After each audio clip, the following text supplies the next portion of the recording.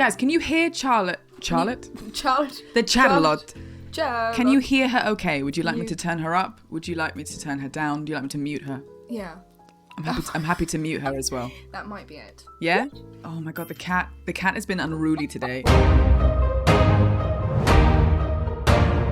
cat has jumped on Charlotte twice. Yeah. Charlie. I mean, it's fine. Charlie. Okay? McBurney. We're on colloquial terms here. McBurney. McBurney. Oh, the necklace on Charlotte. I got that for her because I'm a nerd. Hi, Piotr. Hi, guys. Hello. How old is Charlie? She's 5 years old. Yeah. Charlie is 5. But 5 3/4. 5 3/4. Her birthday was last week. Steph, watching this live was my entire reason for joining Twitch. Oh my god, no pressure. So the whole reason she came to Twitch was for this stream. Okay. Thank you, Steph. Thank you for everything. Do you have any words? Anything to say? I might see if I'll show you her. Oh. No. The trains to my specific part of London were all messed up today, so I had to get her an Uber halfway across the whole city. It was a mess. Anyway, we thought this may have been a complete... I don't know. Things worked out. We're here. It's all good. So the plan today, roughly, is that we have 168 questions that were submitted to the Google Doc. Thank you if you wrote one of them. We might not be able to answer every single one, but we will try. We've got tea. We actually brought our Plague Tale mugs. Mine says Anna and Charlotte, but my camera is flipped, so you can't see that. So you forget our names. But it says Rat Gang on it. We were both given these whilst we were doing the game, which is very cute. You're very, very sweet. Are you going to be playing through the whole game together? We aim to. Yeah. I'd like to. I was down, so I would just ask Charlotte. It was up to Charlotte. If Charlotte wants to. I'm absolutely up for it. We've got to see. Yeah, I might get a little bit stuck. She might get a little bit stuck. She also hates the puzzles in games, so... Well, okay. I don't know. You don't hate puzzles? Let's unpack it. Okay, Drax redeemed the rat and Alfie redeemed things that should make things with Amicia. Okay. Okay, did we establish French or English? I don't think we'll get... With this amount of people in chat... Right, we're not going to get... Go on. This should make things a little easier. There you go. We're somewhere in between. Bit of French, bit of English. Bit of both. That is the famous line spoken to you live. We are obsessed with that line. It's my favourite line after the crafting table in Plague Tale. It's absolutely my favourite thing. The chat's not technically on the screen, is it? So maybe I should put the chat on the screen. Just cover up this. Just put the chat right over your face. Yeah, there we go. It's more important. Lovely. Okay. What else? Oh, the hat. Who picked the hat? Sorry, Raj, you told me and I missed it. Who do you want to wear the hat 15 minutes? We have a rat hat and I've been saving it for today. Charlotte bought me this. I did. This was a gift from her to me. Anna bought me this. I bought her the plague necklace and then Amicia she got me a necklace. rat hat. Was this our Christmas present to each other? Yeah. Yeah. Christmas present. Where's the sound? There we go. It's cute. It is. Well, I deliberately got It's it. because comfortable. I'm- I think it's comfortable. Hey Frank, welcome in. Do I have to do it up? No, that's good enough. It's okay. Right, 15 minutes of this hat and then we can take it off. More volume on Charlie, please. Okay. Speak. Hello. Is it coming through? Is that better? Is this right? What do we think? What do we think? Opinions? Opinions? Thoughts? Feelings? If she shouts, she might blow the mic out. So I've been told I'm not allowed to shout. No, just shout.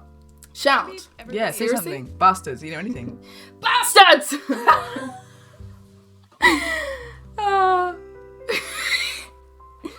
Anna is no longer here with us. How was that? Did that not blow up the mic? How was that? Yes? Did it not blow out the microphone? Okay, everyone's pretty happy with it. Everyone's fine. So everyone's good. I'm going to do a section of the Q&A that's not spoiler orientated, and then we're going to do ending questions. So like pre and then after that it will just be kind of like a free-for-all after that. Looks like Bun is a major attention seeker. I think it's the rat thing. I think she's enjoying the hat. I think so. You can't. She's just balancing on the side of the desk. Little cluster of paws. You are a cat whisperer, I think. Bun never does this. What's going on? It's true. It's true, she doesn't. She just booped my hand. Is that really weird for you? No. This lighting. It's not? What? It'll be okay. Will it be okay? We'll be okay.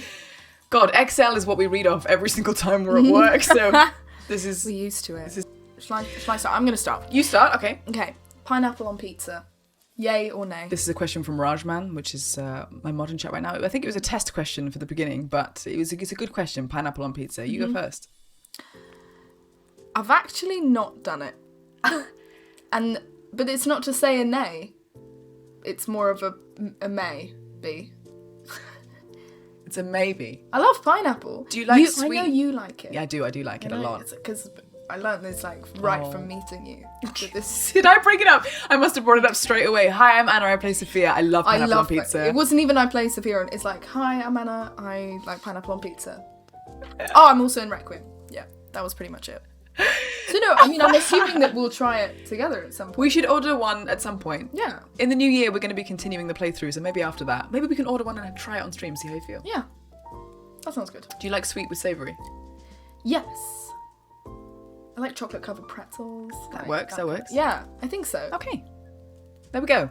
That's the first question done. There we go. Done. Smashed it! Sorted. The second question is definitely not from me at all. I definitely did not submit this question myself. Definitely wasn't me. 100% just definitely wasn't me at all. Never wasn't. Just wasn't me. And the question says, why is Charlie so small? And I think it's a question on all of our lips. I'm not... Why are you so small? Why am I so small? I was built for speed. No. Rolling down hills. I come from a long line of family where we uphold the sacred tradition of smallness. It's a McBurney thing. It is a McBurney thing. It's a McBurney thing. Are the rest of your family small too? Yes. Oh, everyone's small. Petite. And it means that other people do things for you. I do actually though. Yeah. I'll be like, I can't reach the thing on the shelf. She does it. When we are doing things outside, just outside, Charlie was saying that I, without even realising, I direct her in places because she just would wander off looking all small you do wander off. So the fact that I'm small, I also can't. No, it means that you are more likely to, I don't know, be in danger. So there's something of the vulnerable. I do. I'm always like this way. Oh. Okay. You go next. I go next. Oh. No question. Not a question. Just wanted to say you're both amazing. Oh. That was from Jay Fast. Thank you for the great work you've done. Oh. Thank you for the great work you've done. You know, you're welcome. You're welcome. It's okay. I'm just happy to do it. Oh, someone was actually asking how tall are you? Oh, 5'2". 5'2". On a good day. She's 5'2". Oh. She's very little. Jay Fast, that was your question. Yes, that was your question. Creature. Quick pause to say thank you so much, Force, for the tier 1 sub. Thank you very much indeed. Taller than me. Are you smaller, Hazel? 5'2" is small. I know, it's cute. Okay. It's not like it really depends. It's not like weirdly.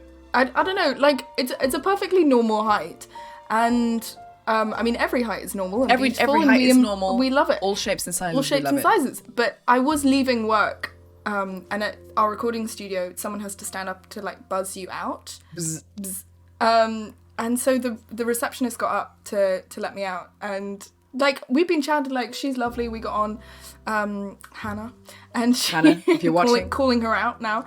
She like stood up to buzz me out, and they went, "Oh my god!" And I thought there was something wrong, like I'd spelt something, and she was like, "Oh my god, you're so small." I was like, I feel like I've said that to you like 6 times. I feel bad now, but it's true. People. She's very small. Maybe if we stood next to each other at the end of stream, you'll be able to see how small maybe. Because we're sitting at a similar height now, but there is... Yeah, Logan is nearly as tall as me, and I got really panicked that he got taller than me, but he's not. Wait, so to confirm, you're nearer Hugo's height than my height? Maybe. Yeah. Yeah. Those are the facts. Is she even smaller than Holly? Yeah. Holly's 5'4". Holly's 5'5". Yeah. My 10-year-old nephew is taller than me. Peach, stop! That's when you know. Dear. I'll take that as a yes. Okay, we have a question from Dills. Hey Dills. It said, did any of you lose your voice while filming? Yes. Yes. Many times. I was really self-conscious of that, actually, and I figured that, maybe if I was a good enough voice actor, I wouldn't lose my voice. But then when we spoke to each other and you were like, I lose it all the time, I was so relieved that I think sometimes there's just no way around it if you are literally just screaming for hours. There's no amount of preparation you can kind of do to not have it damage it in some way. Yeah. There are definitely vocal techniques that I was presumably not employing. There are things you can do to... extend how long you can do it for. Oh, and definitely, but I mean, if you're standing in a booth for several hours and just like, it just goes. If you've just got a whole day of the yelling. Also, part of it, like, because I was playing she's a 15-year-old girl, and if she is screaming, she would lose her voice. This is how I justify it. So there is a kind of raspy quality to the post-scream moment that we as the creative team, the director and we as the creative team, we just changed chats. Everyone was sort of enjoying. There. Nice. Sorry, I cropped it wrong. Sorry, carry on. No, it's just that was it. And I was enjoying it. No, just the raspy. Okay, sorry. Do you want to go? Should I do the next one? But yeah, we did lose our voices. Yeah, a lot. In fact, there's moments I think we can both hear in the game where I'm like, that was the day when my voice was shot. There's a bit where, when the fire cannon at the back and Amicia's got to spray all the hordes of rats flying out the building, and you say something and Sophia goes, "What?" But at that point my voice was gone, so all you hear is me going, "What?" You can hear it. It's awful. It's so bad. Yeah. What? And my voice was gone that day, really bad. The tricky thing is once you shoot your voice, you can't control it. Yeah. You lose the control, so it becomes much, much harder. You don't know what's going to come out of it. You don't know there are a few points where we would just... There was actually one session where we actually had to call it early because it was just... it sounded awful. And I sounded terrible. And we were like, okay. Or they'd be like, do you think you can do this section right now? And I'd be like... Leave it to the end. No. Yeah. Or I mean, sometimes time management means that you do that stuff at the beginning and they're not necessarily thinking so much about... Ben, tell them about the special medicine. That's so true. They do have special medicine. They have special medicine at the recording studio. Oh my god. There's like a voice actor cupboard of teas and stuff. And it's like this little bottle and they like get it from somewhere, I don't know where. None of the bottle or ingredients or anything is in English. It's made by a shaman in the mountains. And they just like pour this liquid in. It helps. It just like... They were like, it doesn't solve the problem, but it makes it sound better. I never had the medicine, I was always like, I never tried the send medicine. in the special tea. Chinese honey? Cal, it could be. It could be. It definitely seemed... Maybe. That way. It was sort of this like black licoricey tasting. There's like, no fennel. It's no fennel. I was... So Matt was one of the sound engineers. He would make me this. He'd cut like a fresh lemon up and put it in a hot water for me with honey, and that would be like my little tea that he made. I think he made it for you as well. Yeah, I love. Wasn't Matt. just me. We love Matt. Matt, We if love you're, Matt. I think Matt might be watching this. Really? I had an audition the other week, and he was on the Zoom call as the engineer. He was on. He was in the Zoom, and he was typing in the chat because he can't speak to me because the casting director's the one speaking to me, and he was in the chat saying, "We watched your videos and congratulations, it was so sweet." Anyway, Matt, if you're watching this, we love you. We really do. Okay, should we? So yeah, it's gonna take us a while. Go on. When you do lines for games like this, Duke, this is from you. Duke. When you do lines for games like this, do you act with the other actors? Can you provide more background on the process? For me, no. I didn't see a single living human in the cast. But you, I think, you at least had a chemistry read at the very beginning of Plague Process. At the beginning of Innocence, I had a chemistry read with Logan. Who was tiny at that point. Aww. And he came in, I was 16, he was 9. He was 9? He was 9. And he came in and I was like, okay, I'm the older one here, I should like make him feel comfortable. So I was like, you okay? You nervous? He was like, no.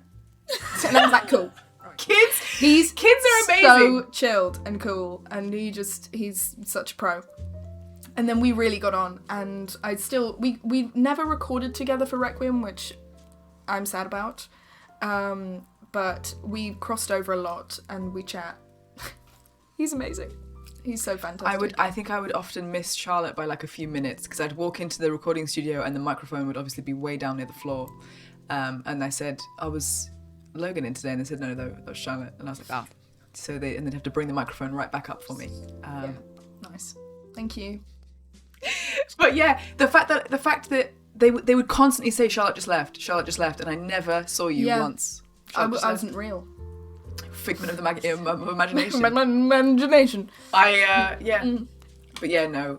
Generally, some games I think I've done an audiobook before, and they have had other actors in the room there because that's a little bit different. But gaming in general, I think they just book you and just do line after line after line. It's more time effective for them. I think I'm allowed to take off. Yes, you can take the hat off if you like. Take the hat off. Ah!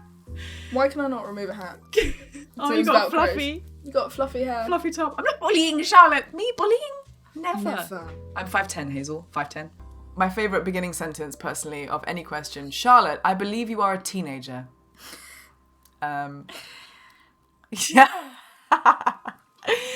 Can I confirm you're a teenager? No. Charlotte is 21 years old. I've just got out. She just got out. She just broke out of it. Did my time. Thank you very much. She's 21, but it says, Charlotte, I believe you're a teenager. Do you plan to make a long-term career from acting, or do you have other plans? You've had early success, but I've worked for a theatrical agency for 35 years, and it's a tough business for actors and actresses. It is a tough business. It's not, I can talk to sage, wise old actors like Anne here. No. Sage.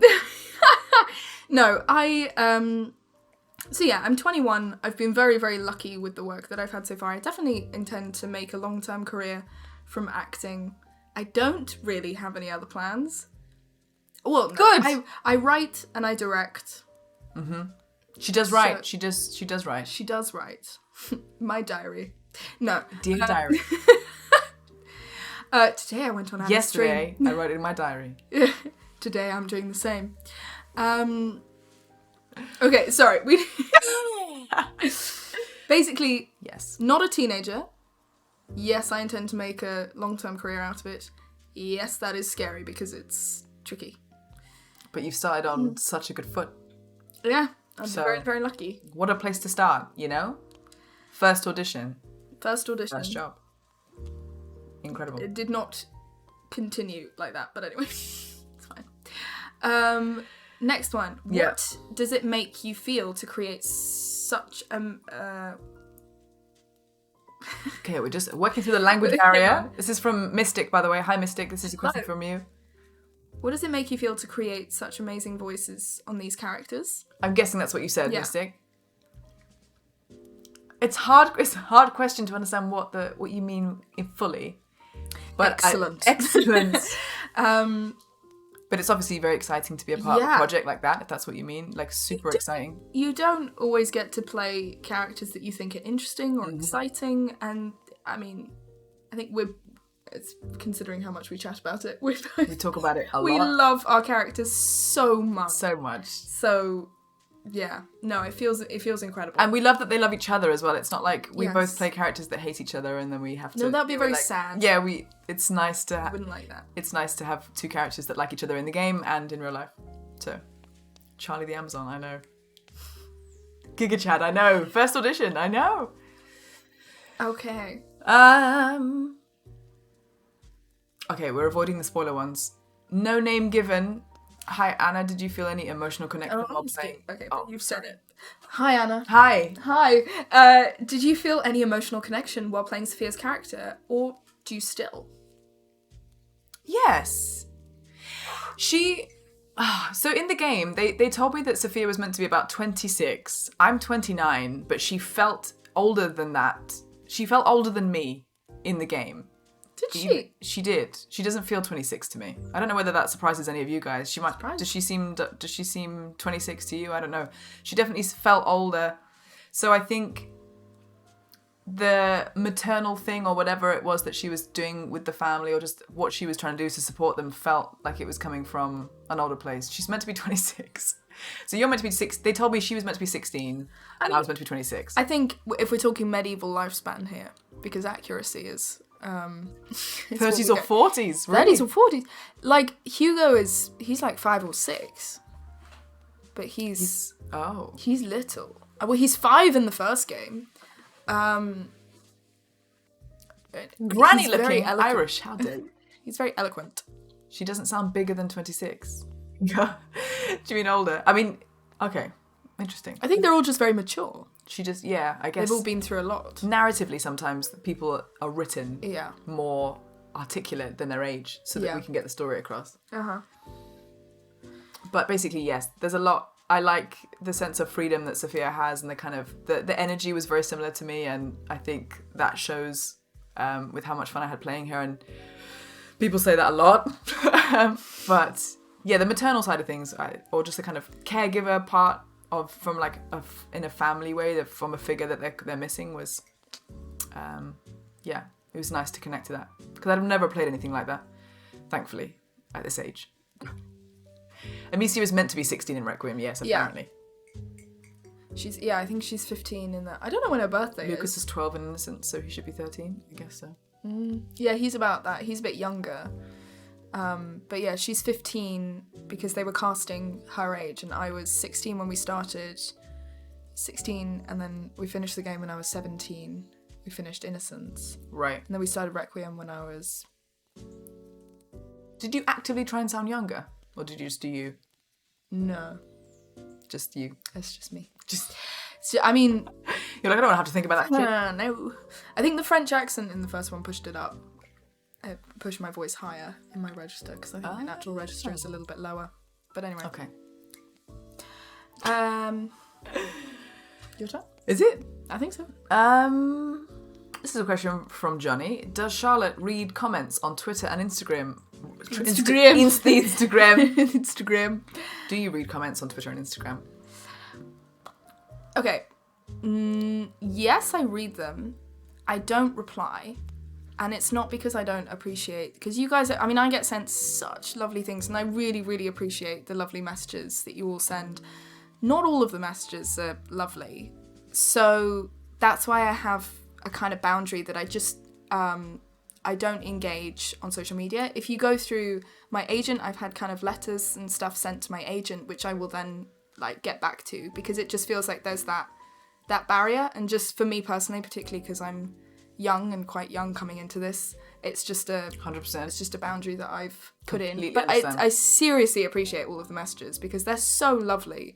And often I'll get, my friends will check them first and like show me the nice ones, and that's really nice as well. So no, I really appreciate, because you guys have all been so sweet. Like, I genuinely think Plague Tale has the loveliest fan base. But no, I'm sorry not to reply. That's just... Don't say sorry. Don't be silly. You don't have to say sorry. I think they got a point even with me streaming where I had to stop, you know, not because I didn't want to, just because I think the bigger anything gets, whether that's you as an actor or a stream or whatever, the more nice things there are, the more not so nice things there are. Whether that's something kind of creepy or something kind of gross or something kind of mean, like that. It's not just DMs are not just full of light and joy. Yes, they're not. Especially when it came to the Game Awards.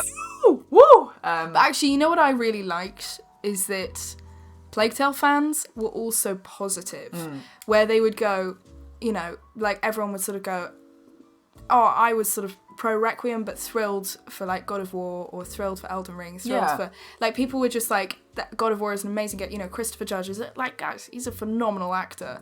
And I really loved that all of the Plague Tale fans were the ones out there going, personally, I would have voted for this person, but I'm really happy for Christopher Judge or for the other games. We love inclusivity. We love it. That's how to do it. We love to be inclusive. Yeah. Okay, so next we are on question 10 of 168. We so we're gonna pace it up now. Okay. Did Charlotte see Anna play the first game when you two met? It must have been hilarious. So Anna's played Innocence. Was that talking about Innocence? Maybe Anna's played Innocence twice. When she played it the first time, before she knew that she was going to be in Plague Tale Requiem, I hadn't met her, so no, I hadn't watched that. No. But by the time you came to playing the second one, we'd met, and I was watching all your streams, and I would catch them up, and if I wasn't there live, but I think some of you guys who were there live were aware that I was messaging Anna the whole time. Yeah. Yeah, you were. So I played Innocence again knowing that I was working on Requiem, so we played it again. So I put that on YouTube, and you'd watch that playthrough. Yes. And it was weird playing it a second time, knowing you. It was cool. Yeah, that was funny. Cool. So yeah, I did watch that. Sophia feels like the closest that a character played by Anna felt like it was to herself. How much input did you put into the character? It's a good question. That's a good question. It feels, in boring, wanky actor terms, you generally refer it to being like off-center or on-center. Sophia is very on-center for me. Like some characters are what, don't require as much work than others. Sophia very much felt kind of like my kind of energy. I'd say more of an energy thing. So I just did the audition the way that I interpreted the script. Interpreted? What is wrong with me today? Instagram? Hello. I just did the audition the way that the script she sounded to me. My audition was the first time that we meet Sophia in chapter 7 when Arno and Charlotte come into the cave, and the let him pass scene. And so I think it was very much me. Sometimes I think I sometimes slip into a little bit more of a deeper kind of, what's the word? Register, yeah. But I was more talking about like, she's more kind of smooth than me. I think I'm a little bit more fast paced. She's a bit slower than I am. But other than that, input wise, sometimes I would say something in a certain way that made them change what they wanted to say with a word. I think they're very open. I think that comes up later, but they're open to changing some stuff for us. Oh my god, yeah. They really are. So did you feel like the longer you worked with them, the more that... I think so. Yeah. Yeah, I could be like, oh, well, how do you feel if I actually said it a bit like this and we try it, Yeah. You get more comfortable. I mean, I don't know about you, but one gets more comfortable. One does. When you realise, because you walk into a room as an actor and you don't know if the atmosphere is going to be like, just do the job and please don't have any input. Or as it was for us with Asobo, that they're very open to our ideas and our thoughts, which is very, very nice. By the way, I can see a million questions coming through in the chat. We're just reading the ones that were submitted over the last... 2 months? 3 months? Several months.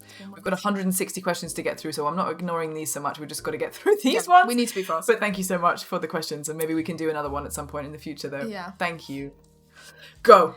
Q&A every day. Oh, is it me? I'm going to ask you something now. Yeah. For Charlotte, how many times have you had to record yourself screaming while being eaten by rats? Anna freaks out every time she kills you. She does. I hate killing her. It is the most blood-curdling scream I have ever heard in a video game. And especially because I knew you, I hated killing you. It made me feel sick. I hate it. The cat's running around the house. Hi, Bun. How many times did I have to record myself screaming? I don't know. There are a bunch of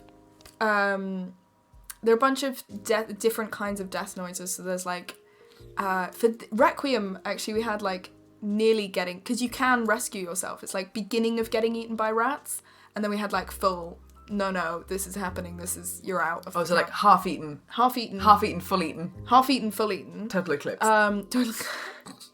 We had like death by fire, death by soldiers of various kinds, because there's like if it's a hit to the head, or if it's a more guttural, if you get stabbed in your stomach, it'll be a much more guttural noise than if it's your head.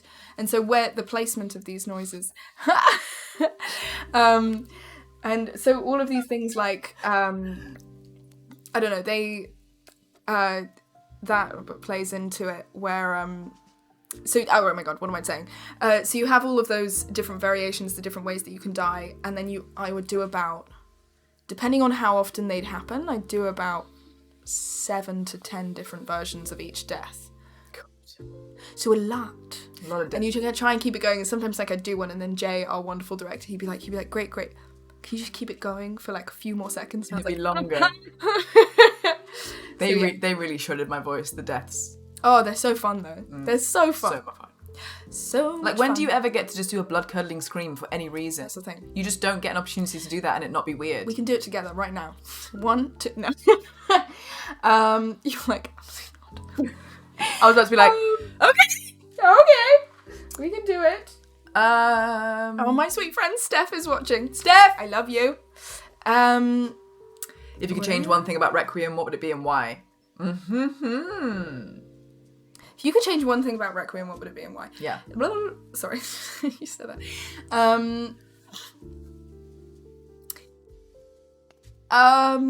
More time with Anna. Very politically correct More time answer. with Anna. Very politically correct answer. Very smart answer. See, you have an answer, don't you? You know how much I love the game. It's immediately in my top 5, not just from being in it. I just think it's a beautiful piece of work.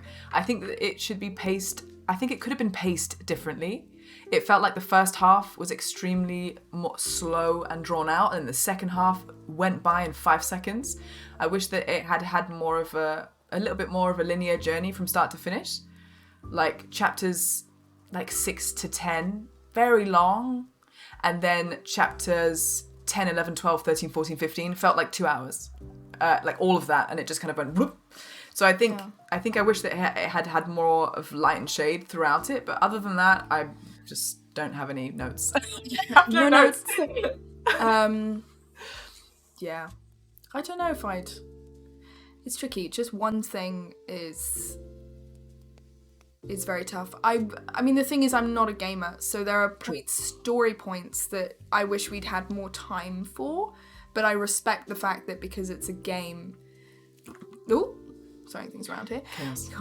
You gotta keep it moving. And also, my other thing I was gonna say this, that I would have loved Melly to come back from Innocence, because we all know you love Melly. I do love Melly. And the lovely voice actor for Melly, Tabby, she's one of my best friends as well. I just collect friends who've acted in Plague Tale. It's my only friends, really. Yeah, because Melly was Charlotte's friend before working on the game. That was before, yeah. So actually, they expanded her part, and they were searching for the right actor. So they described the part to me, and they were like, "Do you have anyone in mind who you think would be great?" And I was like, "Yes, I do. My friend Tabby, who's amazing. She's absolutely phenomenal." So yeah, that was really fun to do that together. Hooking up her friends like this. Yeah, Boom. gotta look out for the people. Gotta look it out. We're best friends now. Absolutely, Ben. Yeah, Ben's there? we are. Yeah, We're best friends, right? Ben's there. We are, Ben. I promise. Ben's like, I want to be friends too. Yeah. Okay, so we've got to plow through these now. Yeah, it does do the thing. Favourite moments on set? We were not on set. Not on we were set. in a recording booth the whole time. Favourite moments? Any of the high drama moments I like. Yeah. There was also a very silly moment where we were doing this very intense... Actually, it happens fairly early on. There's a point where there's lots of... It's in a lot of the trailers. There's a big tidal wave of rats, all the buildings collapsing, and I'm running to go back and find Hugo. And because it was high energy, I was like running on the spot a lot before, like in between lines, and I was like screaming and running, and it was like, and the booth got boiling, so I put the temperature of the booth down to the coldest it could be, so the aircon was blasting because I was just overheating because I was just running, and so it was freezing in the booth. We then took a break because it was very intense, went away, had a cup of tea, chilled out. I came back in, it was like Arctic temperatures in the booth, so I was like, my teeth are going to be chattering in the recording. I was like, I need to, so I whacked up the heat, because I was like, I'm just going to whack it up until it gets normal, and then I'll make it more of a normal temperature. Anyway, because I whacked up the heat, I was like doing lines, and I turned to look at the director through the glass booth, and because of physics, it had steamed up. Because the glass was so cold of the window, and then I'd whacked heat on, and he was like, "Where are you?" And the whole glass was steamed up, and everyone was like, "That has never happened before. What did you do to our booth?" And it was just I steamed up. There was just no director. I couldn't see him, and it was like the guys who were on Zoom from Asobo were just like, "What's happening?" Because I was crying because I was so embarrassed, and I was laughing so hard. I was just crying. Did it steam up the TV screen? Not the TV screen, just the glass. Good. So I literally couldn't see Matt and Jay through the glass. I was just alone with a steamed up booth. It was great. Oh god. Oh god. It was great. Anyway, so that was a funny moment. Force, thank you for 2 gifted subs. Thank you for another one earlier. Sivad, thank you for 100 bits. Oh my god, Sivad wants to hear your death scream. We're not going to put her through that. Constellations, thank you for 1,000 bits. Hydro with 10 months. Force, thank you for subscribing at tier 1 as well. Thank you so much, guys. Sorry that the alerts are turned off, just so we can do the thing, but thank you so much. What was the recording for both of you like when doing the quiet whispering lines? And vice versa, the angry. If I remember correctly, again, just trying to be more quick about these. If I remember correctly, Plague Tale is one of the only games where full whisper is like implemented into the script. Normally it's like a voiced whisper. They really, really wanted to have no voice at all and make it very kind of immersive and stealth moments. You're standing behind a gun going, maybe we should go the other way. And it's not the best. Though sometimes the whispering is so loud in Plague that I'm like, you would hear that. Yeah. They're silly guards. I'm like, Amicia, are you sure you're going to do this? And you're like, I have to. And it's like, yes. But yes, I've never done a full whisper like that in a video game ever. So it was actually, apparently whispering can tire your voice out more than shouting can. It's not good for your voice. It's not good for your voice to whisper like that. So yeah, it was quite hard. It is hard. And also, I mean, I think one of the things that I found with the very, very loud lines and the very, very quiet lines is that you lose some of the nuance that you'll get by just speaking normally. So sometimes I do a whispered line that I thought was like a really sort of had the various layers of emotion that I wanted, but it was about what I put. It was about sort of 100% of what I put into a speaking line. And then we'd play it back, and it just because it was whispered, it was all sort of diluted, so you didn't get as much of it across. So I kind of found that I was often over-acting. It's harder to act through a whisper. It's harder to act through a whisper, so you tend to kind of, if you're like, oh, I need to do nerves, you have to sort of amp it up. So I was often trying to think of doing like 120% or something like that. Oh. Technical work. Also phenomenal work on the game. Great praise to everyone who's taking part in this masterpiece. PS, happen to know if there'll be any merch made from this game or not? I don't know. We both have a Plague Tale Requiem t-shirt with our agencies that we have both not picked up. Have you picked it up? I picked mine up. I have not picked mine up. I will. Sorry. I live far away from Central sometimes, and sometimes. Yeah, so like I need to make sure I time it when I'm going into the agency office. Anyway, we have a t-shirt. That's it. Scroll. This is my ergonomic mouse. Boring. Phenomenal. Yep. Oh, this is my family member, Charlie Lane Draws. Hello, Charlie Lane. Charlie, I don't think you're actually here, but I'm pretty sure you will watch this on YouTube. Do you share any personality traits or characteristics with your characters? I think I've said my bit, so just to save time. You? Yeah. Yeah. Yeah, absolutely. She's great with a sling. She's great. I'm great with the sling. Definitely. I think Amicia is more outspoken than I am. I'd like to be more like her in a lot of ways. But I think we both... I don't know, I think all sorts of parts of her personality. I feel a lot of her feelings, but I don't think I express them as openly as she does, because she's in marginally more high-stakes situations than I find myself day to day. Marginally. But yeah, she's a very deeply empathetic, caring, anxious, devoted, loving, hardworking. I'm just complimenting myself. This is actually a really nice. Yeah, this is nice. And I both relate to it, but also aspire to be, I think, a lot like her. Not always. The murdering's not great. The murdering isn't great. It's more and circumstance. Sophia, surprisingly, doesn't like it when she kills people. Oh, it's just like you.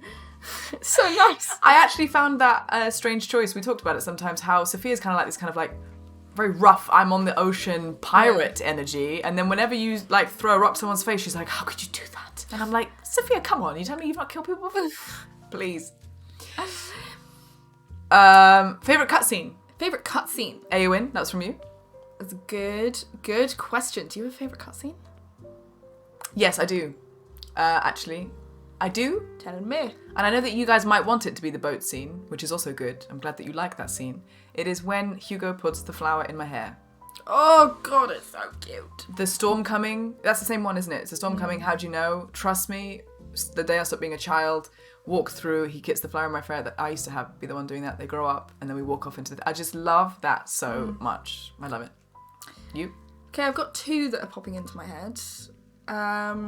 One, I'm not going to say anything because we're not doing spoilers just yet, but the very, very final scene, very, very final cut scene, which is the final scene of after the first credits. After the first credits, when I'm by myself. I mean, it's in cutscene terms, it's nice to not have to. It's actually really nice to do a scene by myself, because some of the other complicated, when there are like 4 or 5 characters, they're really quite complicated. Not that they aren't fun, but they're more difficult. So that one was lovely, and it's beautiful writing. So I really loved doing that one. And the other one I loved is there's a bit, this isn't spoiling anything, there's a bit where I have a dislocated shoulder. And there's a cutscene. Massive spoilers. Dislocated shoulder is the big spoiler in the game. That's the thing. Does Amicia have a dislocated shoulder? Does she not? And now we know. Now we know, sorry. There's a bit where Lucas puts my shoulder back in its socket, which is just do you mind? Just like that. And actually, we did that really, really early on in the process, and it was really fun to like try and do all of the emotion and the pain and match it to what the mocap actor had done. I was really enjoying trying to like pace the breath and all of the stuff, all of the voice acty stuff. Mm-hmm. It wasn't lines, so it wasn't overly. Because some of the lines, they get really difficult when you're trying to match them to the mocap. But this was really fun because it's just efforts. So I was just trying to match sorry, like that. Anyway. Yeah. It's just crying. I like the ones where I cry. Just the sobbing. How many cutscenes do I cry in? A lot. Hello. Piotr, you said a nice compliment. It wasn't a question, but it was a compliment. Oh, thank you very much. Thank you for the compliment. It's very, very nice. Ivy says... Hi, Anna and Charlotte. I loved Requiem. The first game was a good one, but the second was something much more different and had a story to tell. Not really a question, but just want to share my thoughts and feelings. Hoping for a third game. Appreciate you guys and everyone who played. I can't wait for you, especially Charlotte, to experience this playthrough of that. Well, I'm very excited about it too. Thank you so much for all that. Aww. That's so lovely. Ivy. Hello. Evan says, hi Anna and Charlotte, bracket again, bracket question number 2. Would you know how many lines you recorded for Plague Tale Requiem? That is such a good question. I did know. I did know, and I've forgotten as well. You will have 500 times more as me. So many. And also they kept writing the script, so sometimes there was a sort of perpetual joke where there was like a month or something where I was recording pretty much every day, and I was always on 60% completed because they kept sending more script. So we'd do more, and then I come in and I was like, okay. You're like, are we on 61%? Yeah. And you're like, no, still. In fact, we've gone down. It's 58% now. So yeah, sorted out. It was, but no, there were a lot. You can count them when we do the playthrough. Let's count through all the lines in our playthrough next. Okay. Plan? What was the easiest thing about jumping it back into this role and or creating this new awesome character for Anna? What was the hardest? Easiest and hardest. You go. This is more interesting for you, I think. Easiest thing was the fact that for Requiem, the Seb and the rest of the writing team, I think, knew me very, very well. So it just felt like I was like, oh, I know this. And I knew her so well. So jumping back into the way that she interacts was so lovely. It was just like, oh yeah, I know how to do this. This is great. And I found particularly easy with the bits, the sweet moments between her and Hugo. As soon as we jumped into that, I was like, this is so lovely. I got this. Running on gas. Hardest. The age thing, I think. And just trying to keep her consistent with what she was before. I genuinely, we listened back to it and it was like, oh, my voice has dropped. My voice broke, everybody. My voice broke. And I think, yeah, so, and also, I mean, genuinely, when we did the first game, I was 16, it was my first job, and I think I was very nervous as well, so I was much higher in my sort of general register, and then when I came back in, I was so much more comfortable for the second game, I was like, I know what I'm doing, so my voice was lower, and they were like, you need to pitch it up a bit, so it's just keeping on top of the pitch, I think, was quite I remember them saying Logan's voice had dropped because he was literally way younger in the first one than the second one, and he had to put his voice back up again actively every single line because naturally he was lower. That's why you have to do the kind of voice matching at the beginning of a session. They'll play you some stuff, you'll repeat it. Really helpful. They go, by the way, this is what you sound like in this game, and you go, oh, okay. Easiest, hardest? Easiest thing about, again, I think I felt super comfortable playing a character like Sophia. It wasn't something that sometimes I go to do a job and I'm like, okay, I need to remember to be American here, or I need to remember to be 21 here or something. This was it felt very much like a part of me, and it felt easy to slip back into her line. So I didn't feel like it wasn't overly like challenging getting to grasp with Sophia's personality. The hardest part was, I think, making her seem like a trustworthy person, because she's a brand new character in a franchise that already exists and people love. And I kept reading all these comments about Melly. It was so funny. I love Melly, by the way. I just want to say I loved the game, but everyone was dying for Melly to come back, and I thought, God, I hope they don't hate me because I'm not her. And it's hard to know whether fans of an existing franchise are going to like a new written character. Yeah. And I didn't want people to distrust her or have her come into the story and people be like, who's this? We don't like her. So I'm just so glad that people seem to like Sophia's vibe, and making sure that she was likable and trustworthy, I think, was important to me. Totally. Yeah. Totally. Harker Boogaloo. What a good username. That was from Lily, by the way. Thank you, Lily. Question for you from Harker Boogaloo.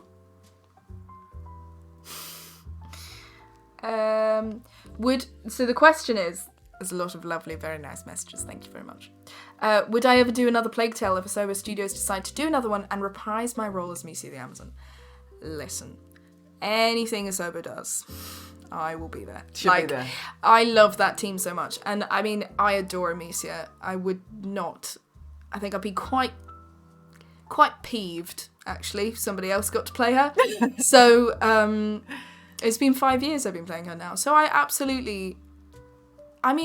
it's tricky. I would love nothing more than to sort of continue playing her for always, because she's just so special. But again, this is not official at all, because I'm not actually part of Asobo, but I do think the place that they leave her in at the end of Requiem is kind of beautiful. And she has a gorgeous arc, and you don't want to overdo things. But I trust Seb, the writer, with my life. I love him. He's amazing. Seb, we love you. Seb, we adore you. So, yeah. So I would, whether it be Amicia, whether it be anything with Asobo, I would be there. They're a very, very special team. Okay, also, Flight Simulator is also in Asobo, yes, so you'd like to be in... Would like to be in... You'd like to be the voice of a pilot? Or yeah. I could be a pilot, can I? We are now landing in Provence. Yeah. Please remain seated throughout the flight. There we go. This should make it Alicia. Were there any this question, Lily struggled to get through? Could be because of laughing, breaking, could be because of emotional beats, etc. Yes. Sorry. I think I know what it is. I wasn't actually thinking of that, but that is also a reach. What were you thinking? I was just mainly talking about the fact that all of this game was done on a teleprompter for the cutscenes. Mocap was done in France by different bodies. Big up to Robin and Georgia, if you are watching this. That they did the bodies for our characters, for Amicia and Sophia. So they were living the bodies, and we were having to match their mocap exactly in time with how their mouths moved when they recorded it in France. So we were having cutscenes played to us with a teleprompter timing every second so that our lines could match up to their mouth movements. And that was really, really hard. I'd never done that before. And when I walked in, they said, you've done teleprompter, right? And I was like, no. And it was really difficult. It was just really difficult. So I found that difficult. And the screech scene, I could not seem to get the screech right. And it felt weird in my body for Sophia to be doing that. And I felt really uncomfortable about the screech. But we did it eventually, and the screech was done. It's done. We never have to talk about the screech again. Screech! Honestly, there are so many. I mean, this is a big game. There's a lot of lines. She's a chatty girl, Amicia. She talks to herself a lot. She does talk to herself a lot. So there were a lot of bits that I struggled to get through because of laughing and emotionally. Similar teleprompters, it's tricky. Emotionally, to be honest, anything that was really high emotions is easier. Really? I find. I just sort of do it, and then... You can throw yourself in more. I'm just incredibly talented. Yeah. No, it's I think, to be honest, we had a really, really good atmosphere between the team as well. So with Jay, the director, and Matt, the sound engineer, the three of us were always having a bit of a giggle as well. So sometimes it'd be quite tricky where we'd all have a laugh and then it'd be like, great, record. And I was like, huh? Oh, my job. Yes, indeed. So, and sometimes I was... The switch. I was fully doubled over laughing. And then it was like...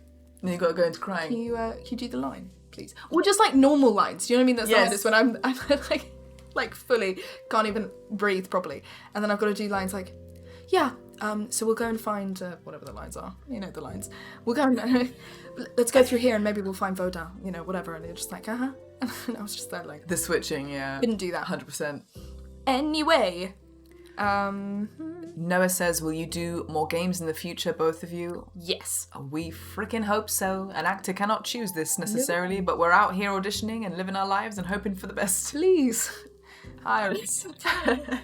What is your favourite game? Do you have an idol in the voice actor scene? How is Logan so good? Did someone give him some advice for the future? Ooh, very good questions.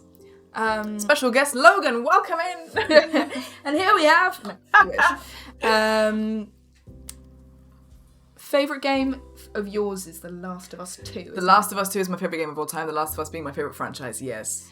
Do you have an idol in the voice actor scene? It's this one right here. Oh, come the frick on. You must have someone else. I must have someone else. Yeah. Melina Juergens is up there. Oh. Let's be honest. She's up there. Jane Perry, Ben Starr. Ben Starr? Ben Starr. Sorry, I'm just checking the time of something, Karen. I don't know. I'm lucky enough to be friends with quite a few lovely voice actors, and I genuinely think the world of them. I don't play games. She doesn't play games. So I've not a checked gamer. out.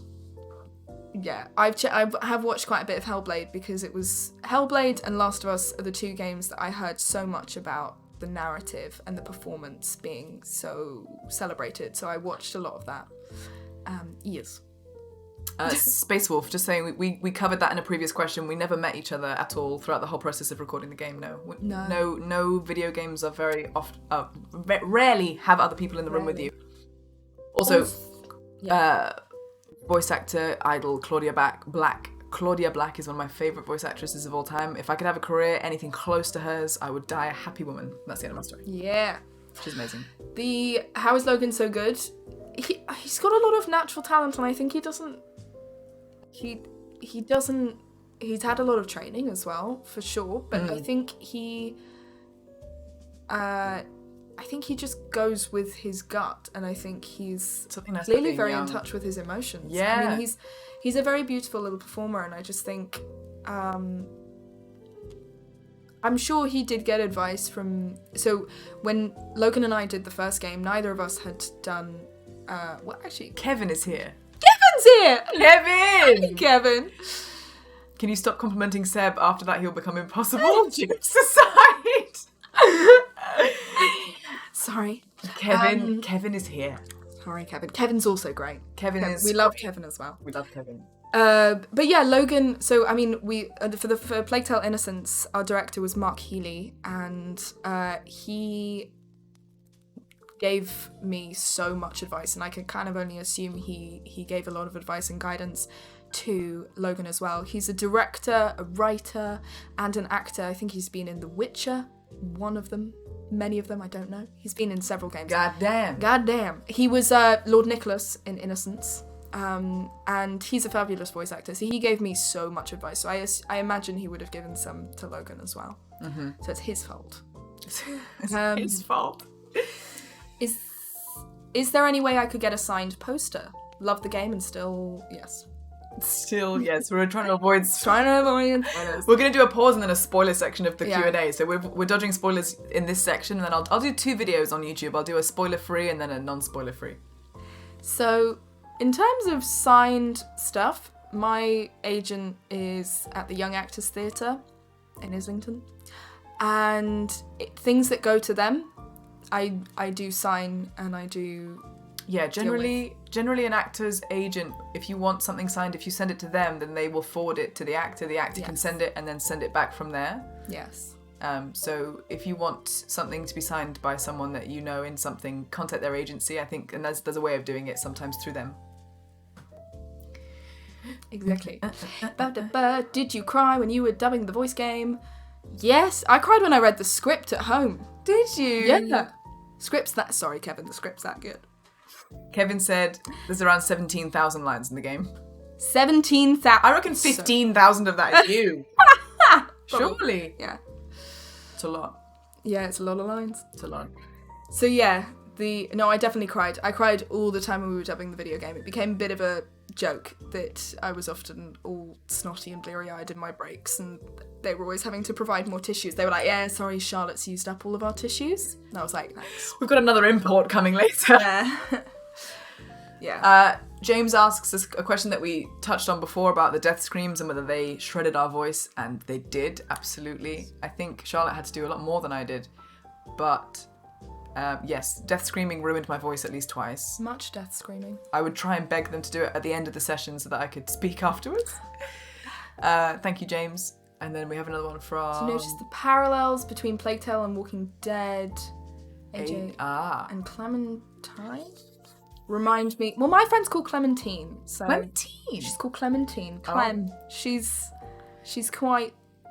She's a bit of a gamer's question here. Basically the allegory between Plague Tale and Walking Dead with AJ and Clementine.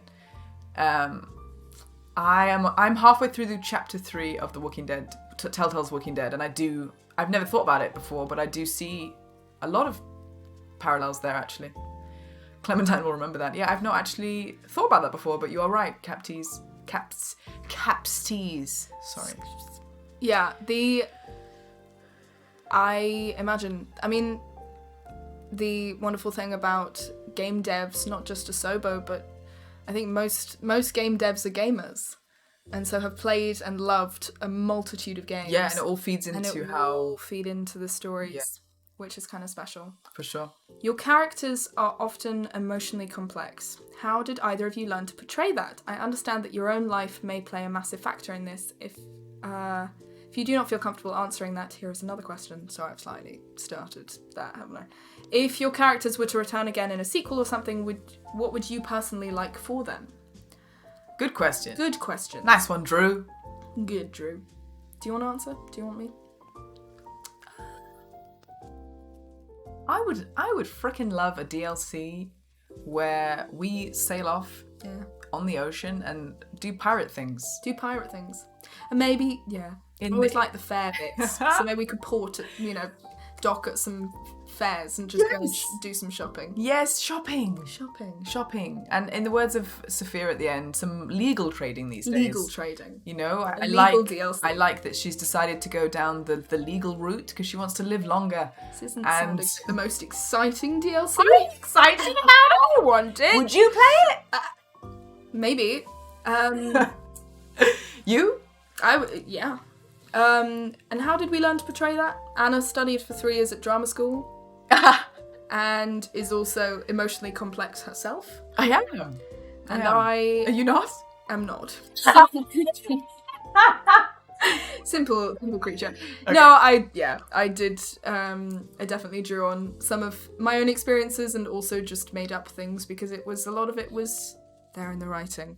I'm now just doing it to wind up Kevin. And it was there also, we came in, the graphics were in a far later stage than they were when I did the recording for Innocence. So we got to look at a lot of the beautiful sets and scenery, and it just puts you right there. Oh, yeah. A question to Charlotte. In which game did you enjoy playing Amicia the most, Innocence or Requiem? Ooh, good question, Very Knife Boy. good question, Knife Boy. My God. Maybe for chopping vegetables. Yes. He's a chef. So I think Requiem, because I was more experienced, and also Amicia got some more emotionally intense moments, which is fun to play. Zodi, question for Charlotte. I think A Plague Tale Innocence was... No. She's like, sorry, another one for me. No. It's really awkward. It's not like I lead it or anything. My headphone fell out. A question for Charlotte. I think A Plague Tale Innocence was her first acting job. Correct. Right? Yeah. It was a huge success. Fans loved her performance. I'm joking. And I started following her on social media. Charlotte, do you ever feel overwhelmed by this sudden fame? Are the fans nice, or can it be somewhat exhausting, all this attention? Any message for us so we can be more considerate? That is so sweet. Any message for us so we can be This more is what considerate? I'm talking about. You guys are so sweet. You guys are so lovely. Zodi, that's nice. That is so nice. I mean, fame is a stretch, but I do feel overwhelmed by it. Because it's also, it feels, you know, this is lovely to do a live stream because I get to sort of interact with you guys a little bit more. But so often it's, recording in a booth by yourself is such a private experience that it almost feels wild to me that people have played the game and seen the game. It just feels like you by yourself, so Yeah. much of it, yeah. And the fans are really nice. I honestly will always say this, that you guys are just the sweetest fan base. And like, you know, I've seen other fan bases. And the Plague Tale just is so lovely. I do get exhaustion from social media even before I was doing it publicly. It's true. So that's why I have all these kind of boundaries. But I genuinely do read and appreciate all of the messages.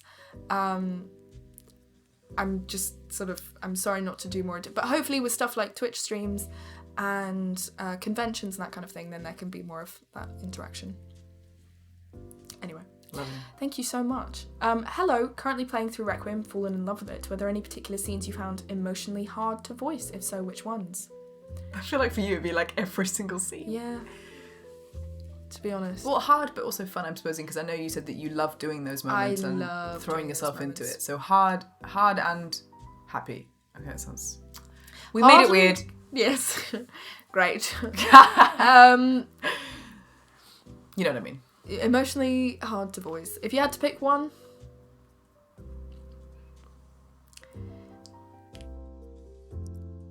The spoiler-free section. That opening is tough. No, I don't know. I think you guys know. You know what was hard to voice. Anything where I'm sounding particularly snotty, it is emotionally difficult to do, but also very, very fun. The dream sequence at the end is just insane. Yeah, that one. That. What was the last day and recording like, and what are your reactions to the endings? Sorry, I just forced. I saw that you copy and pasted your message 3 times, so I know that you want us to read it. Amicia will be one of the legendary beginnings in the voice acting careers. Bravo, Charlotte. You made a character that could be mentioned for many years. Oh, thank you so much. Thank you, Force. Hello, Mad Patty. Is that a Plague Tale medallion on your neck? It is. It is. From Anna. I said, yeah, I got it for Christmas. Hi, you. Love to Charlotte from Portugal. Hello. All the way from Portugal. Sorry, I'm going back. Okay. What was the question? I forgot. Last day of recording. That was just before you got COVID. Well, but you had COVID and you didn't know. I probably had COVID on the last day of my recording, and I was testing negative all day, and I was feeling like trash. But we were in a recording booth, by the way, and I was wearing a mask the whole time, so just letting you know. But it was not a good day. Not a good day. But yeah, last day on set, I had just got back. I'd gotten back from TwitchCon the day before, and I got COVID from TwitchCon. It was my first time getting it as well. And I woke up feeling a bit like, oh, did a test, negative, did another test, negative. And it was I knew it was my last session as Sophia, and so I thought, okay, I'll wear a mask and just go in. Finished it off, and it was a lot of the screaming with the fire cannon thing, and it was like you going, hurry up with the thing, and I was just like, oh, my throat was on fire. It was horrible. And then I woke up at, like 4 a.m. that night because I couldn't breathe. I did a test, and I was positive. So yeah, a bit of an intense one. Yes, you had probably less of an intense one. Well, they're quite anticlimactic. I had a final day and then another final day. So we had the day that we believed to be the final day, which was anticlimactic because wasn't your last line? No. Yeah. Oh, so sorry. There's stealing her stories. Stealing stories. So we finished, and I was just sort of like, oh, okay, wow, that's it. And I was like, that's it.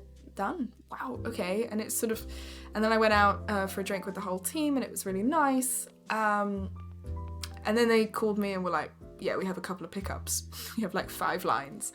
So I went back in to do, and I was like, back again, bit awkward. So I came back and picked up 5 lines, including one of Logan's lines, because Logan only had 1 pickup and it just didn't make sense to bring him back in for 1 line.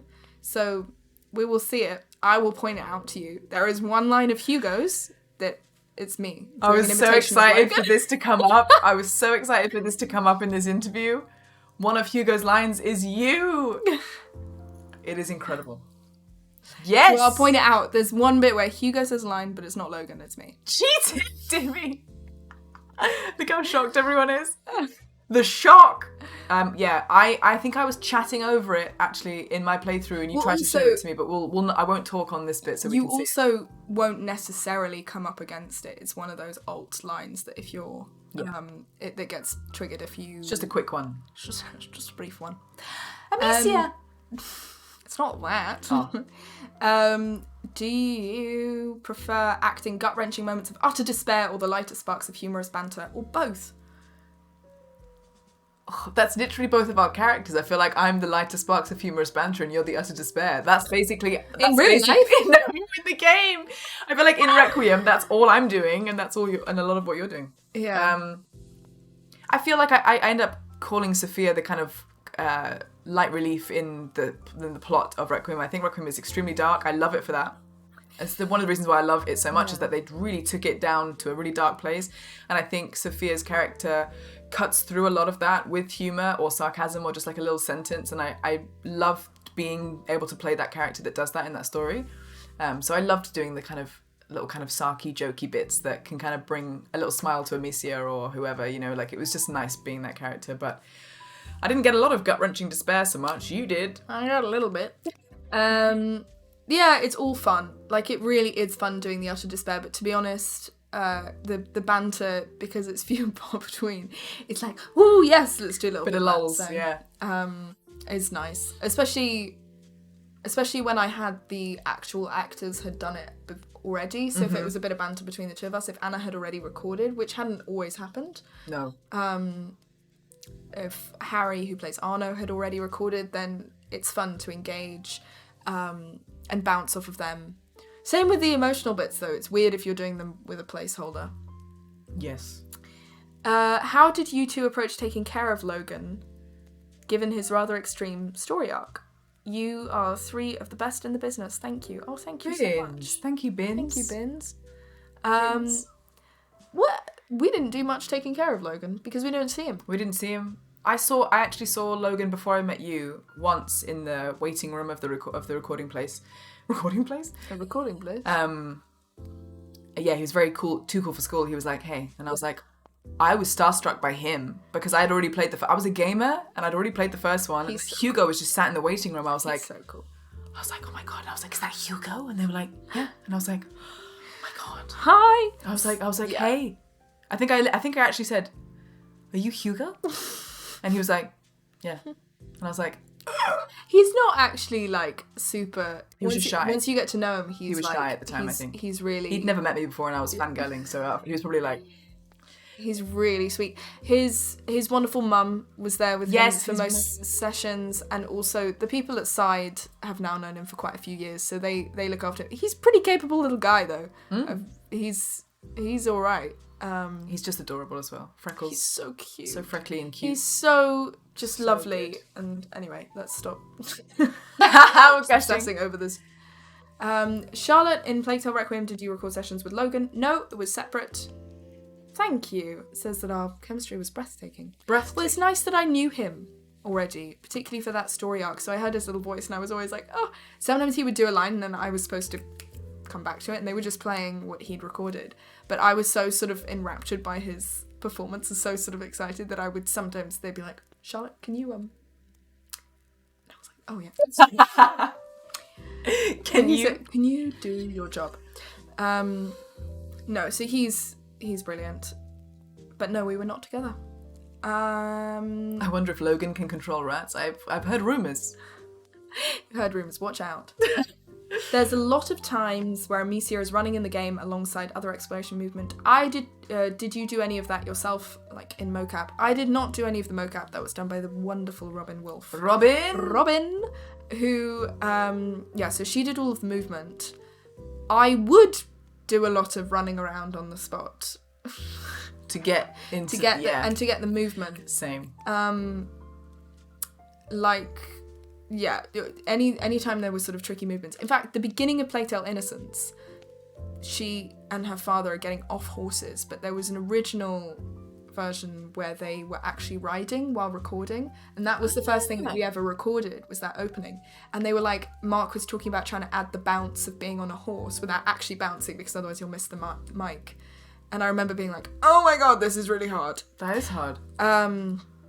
So yeah, there was that. Thank you, Jackson, for those questions.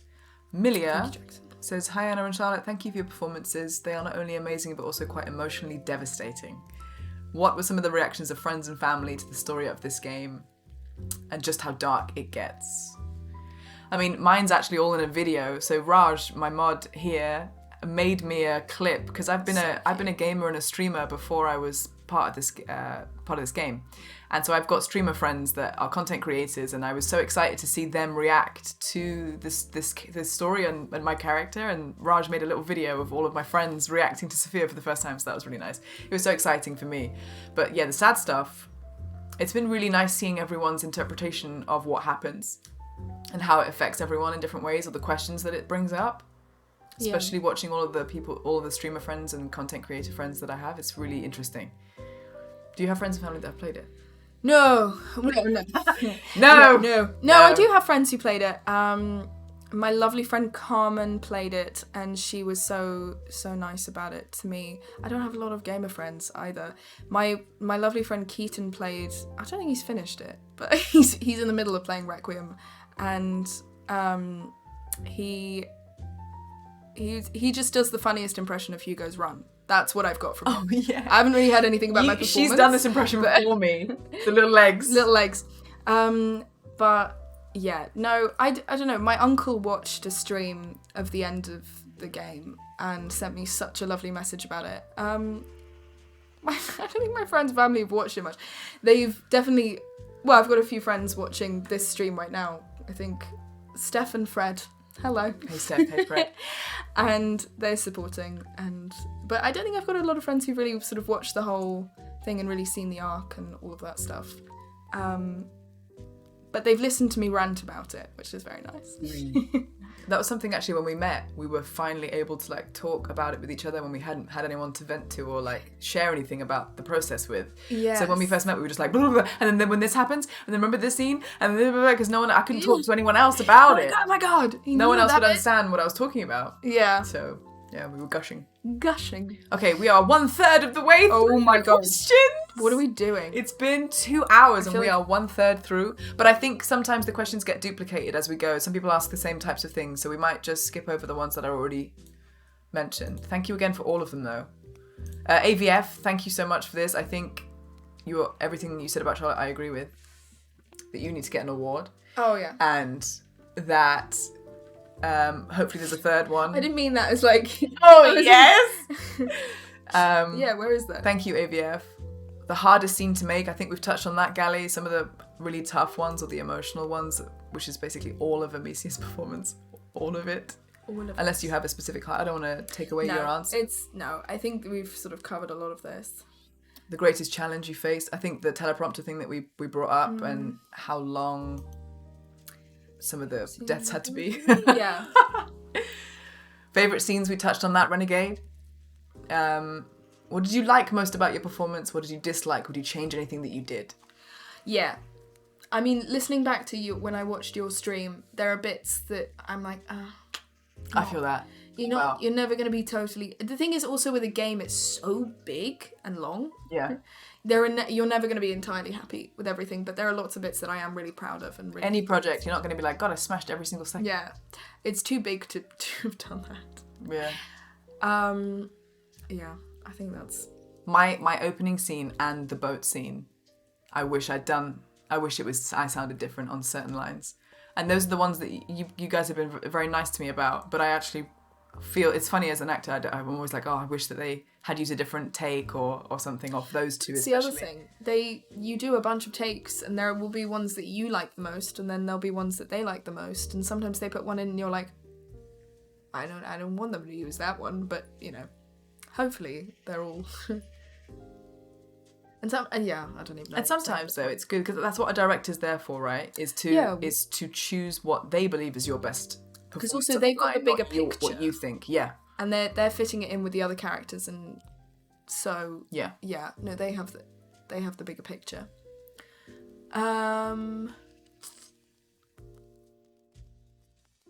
Should we go to Gamers one or? Yeah.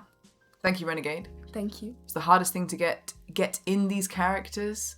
I didn't have too much of a job getting into Sophia, to be honest. I loved it. I know. What about you? Is there anything that you needed to do to like get in? No, I think the voice matching helps. Voice matching helps, yeah. Hey, Sean. When Amicia gets devoured by rats or gets burned, she lets out a banshee-like scream. Banshee. How did you prepare and choose your death cry? I don't know, because you can't really practice that. You'd freak people out. The death scream just gets me. It's weird. Like, you don't... there's no other place where I've been that loud or that high-pitched or that strangulated. So... it just comes out. I'm not sure there's a massive amount of prep. Just the scream comes out. Thanks, Sean. Thank you. Ooh. Da, da, da, da. Timmy said a lot of lovely things. Thank you, Timmy. In what ways was the recording experience different between this game and the first game? The graphics were further along. That was the thing I was so excited about. You having worked on it and me having played it, when they were playing me the cutscenes, I was like... You just watch. This is what it looks like? Yeah, so you get to... It was gorgeous. I was like, oh my god, it looks real. I kept getting so distracted. I was like, guys, the lavender fields. And they were like, yeah, can you focus on the plot? Yeah, the bit with the windmills and all of the flowers. Yes, the camera was panning over that and I was like, shut up. It's beautiful. So exciting. So that was really, really different from the first game. And also, I was under 18 when we made the first game, so I couldn't watch any of the stuff that they did have. So... Leon's death was not allowed to be witnessed by you underage. No, I was too little. So you couldn't watch any of the bad cutscenes in the first game. But it was just weird because I just heard ground and dog. Then you finally watch it and you were like, that was why you're protecting me from that. I was like, it's okay. But yeah, no, they were abiding by the rules. Very good. Thank you, Timmy. Yeah, that was the difference. Thank you, Sultan, for your message as well. Thank you so much. Right, we're on 60. Question 60. We got it. Were you nervous when you tried voice acting for the first time? And if so, how did you overcome it? Yes. Yes? I overcame it by just sticking at it. And I still get nervous. I mean, when I started recording... it's so fun that I can talk about it. When I started recording for Final Fantasy 16... I got nervous all over again. It was really weird. I thought I'd be totally chill because I was like, I've done whole Plague Tale Innocence. I'm going to be fine. And then I went in for Final Fantasy and I was really nervous all over again. And then when I went in for Requiem for the first time, I was nervous. A little bit less than with Final Fantasy because I knew the team. But for Requiem, I was still really nervous. I was like, I just want to do a good job. So yeah, you just have to stick at it though. And then you get really comfortable. And then you get too big for your boots. Oh, Leah's here. Leah! Hi. Are they? Lizio is Leah. Oh, hello. Different username. Hey, Leah. What are we doing? Next. If you could take one character from any gaming franchise and place them into the Plague Tale universe, who would it be? How well do you think they would survive? Oh, that's a really interesting question. I think Anna's got to answer it. You're like, I don't know. It's like, maybe, yeah, no. It'd be really funny to have someone incredibly random. Just throw Sonic in there, but you know. Yeah. What are those big gigantic baby chick-like things that eat a cabbage in Final Fantasy games? Is it called a chocobo or something? Let's throw one of them in. That'd be hilarious. Throw one of those. You have to see what this looks like. Yeah. Do. Oh wait, no. I need to type in fat chocobo. Okay. It's the key. This is it. This. That is so good. Yeah, you ride it like a horse. Excellent. Chubby. Yeah, let's throw one of those. Yeah, they could get places faster. That'd be great. They could get places faster. Be ideal. Yes, I'm sorry, that wasn't. But yeah, like a serious question. I mean, let's put Joel from The Last of Us in there. I think Well, he he'd would be helpful. He would be very protective. He would know what he was doing. Reliable. Yeah. That'd be great. Favorite line from David Beckham. That's so sweet of him to ask. David Beckham. It's a big Plague Tale fan. Thank you, David. Great footballing, David. Honestly. Favorite line. Favorite line? Yes, I have a couple. Say yours. I don't know. I like saying "be nice." Be nice it just sticks out to me the most. Nice. But I also liked the talk of the crab food. The crab food section on the beach makes me laugh every time. I really liked recording that one. I really liked my line where I repeat Arno's line, but kind of grumpily. Yes, that's my favourite thing that you do as well. It's really funny. I love that. It's not the screech, guys. No. It's not the screech. It's never the screech. I love that line. And what else did I love? I love any of the really sweet moments with you. There's this bit I always talk about. There's this bit, the end of chapter 2 or something, where she calls him a sleepy beast. It just makes me cry. Sleepy beast. Sleepy beast. She's like, come my on, favourite sleepy line in beast. the whole game So is sweet. not one I've said. It's one that you say without spoilers or referencing why. But I love the line, "May this earth remember how much you loved it." It's my favourite thing in the world. Yeah. I love it. That is the right attitude. That's the right attitude. Yeah, that's the line. I was like, what? Yes. That's it. That's the right attitude. Yeah, Bastard's pretty good as well. I think as we play the game, we'll probably be like, that's such a Yes, I'm really looking forward to playing it. Darpas, thank you for 6 gifted subs. Thank you so much for the gifted subs. I love you, Darpas. I appreciate it. Thank you. I'm going to cry. No one cry. No one cry. Nope, stop it. Is it the same when auditioning for voiceover roles that is for film and TV, where you audition for the part but the casting director thinks you're actually more suited to a different character? It's never happened to me. That has happened to me in video games, yes. Ah. Then yes. My first ever audition for any video game was for Dark Souls 3 to play, oh god, what's the nun? Guys, the nun in Dark Souls 3, I forget it every single time. Louise. Not Louise. Brenda. There's a boss fight nun in Dark Souls 3. That was my first ever. Sister Frida, there we go. And I was down to the final 2 for that, but they wanted my voice to be a bit older because I was 23 at the time. Baby. I was a bubba. Yeah. But through not getting that, they liked my voice enough for me to then get Bravo Team, and I led Bravo Team, and then things led on. So, not being right. And even actually my last audition, I auditioned for a specific character. They didn't want me for that one, but they brought me back for another role instead. So that happens. Cool. It does definitely happen because they can go, oh, this doesn't sound right for this, but it does for something else. Does for something else. I really loved the emphasis used for Amicia when I have something happen to my shoulder.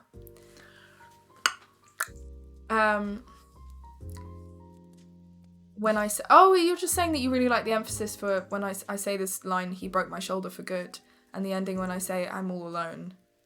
Yeah. How did you feel at that point recording? Very emotional, very snotty. They're great lines to say, and to do them in the context of where they were, and saying lines, all of the stuff with the shoulder was so much fun. So I was like, the whole time I recorded the section where she's got a damaged shoulder, I wasn't actually holding the correct shoulder. I was a very bad method actor. Which one? So she hurts her right because she's right-handed, and so it impairs her slinging. So I held the left shoulder just because I'm a terrible actor. Yeah. And I was just holding on to my shoulder to remind me that I needed to keep that pain in my voice. And it meant that I was tense like this the whole time, so I ended up pulling a muscle, which is very stupid. But I also just really weak, apparently. I don't know my own strength. But yeah, so I just held on to it because there's this whole chapter where she's in a lot of pain. It just meant that I was reminding myself to always keep that bubble of pain. I bruised my own body. There's some physical ailment also happens to Sophia, and I actually bruised my own body trying to clutch a part of it, trying to imagine what that would feel like. Yes! And I was pushing myself into my own skin so much that I was We're so silly. We are stupid. Stupid. Stupid. What are we doing? Alex, your 2 questions, Alex, love them. We've talked about both of them, the hardest part about playing the character and what went into the death scenes and how many times. Thank you, Alex, for your questions. I think we've covered those. Diana, did you feel connected to your characters? I think we've covered that too. Mm-hmm. Yes. Do your personalities match your characters? There's a few things. What was the reason... This is from Lucas. Lucas is here. What was the reason behind changing Amicia's accent from French to British in Requiem? Aha. This question, by the way, has come up a lot. I don't need thinking that we are not aware of that at all. Of course we are. They changed accents? What? The French to English was definitely not something that we chose. It wasn't like something that we chose to do. It was just a... Gautier's here! So, Gautier! Hi, You Gautier. two are too professional? Really? We're sharing a shit mic that I was... This is my mic. I think it was about our bruising, pulling muscle, shenanigery. Anyway. I thought you meant right now. Yeah. I thought we were being professional right now.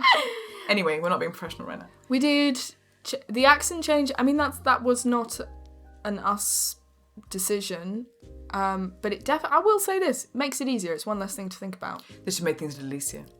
Although, you know, we do miss it because it's fun to do as well. My made-up French accent. It's so real. Good, though. It's so good. It's not real. Yeah, that was just a creative decision from above that we were told when we went in. So that was just, I wish we had more info, but that's all we know, really. Yeah. Full of... Oh, yeah, we've kind of answered that. Jared. Yeah, Jared, thank you for yours. Ned... It's accents. How difficult was it to act in your natural English accent? It's easier. It's just one less thing to think about. I mean, I did find it weird in that, for me, as soon as I go into that voice, it's Amicia, and I know where she is, and I know where she exists, but it's just, particularly with shouting and stuff like that, as soon as you drop it, it's just, and the discreet stuff.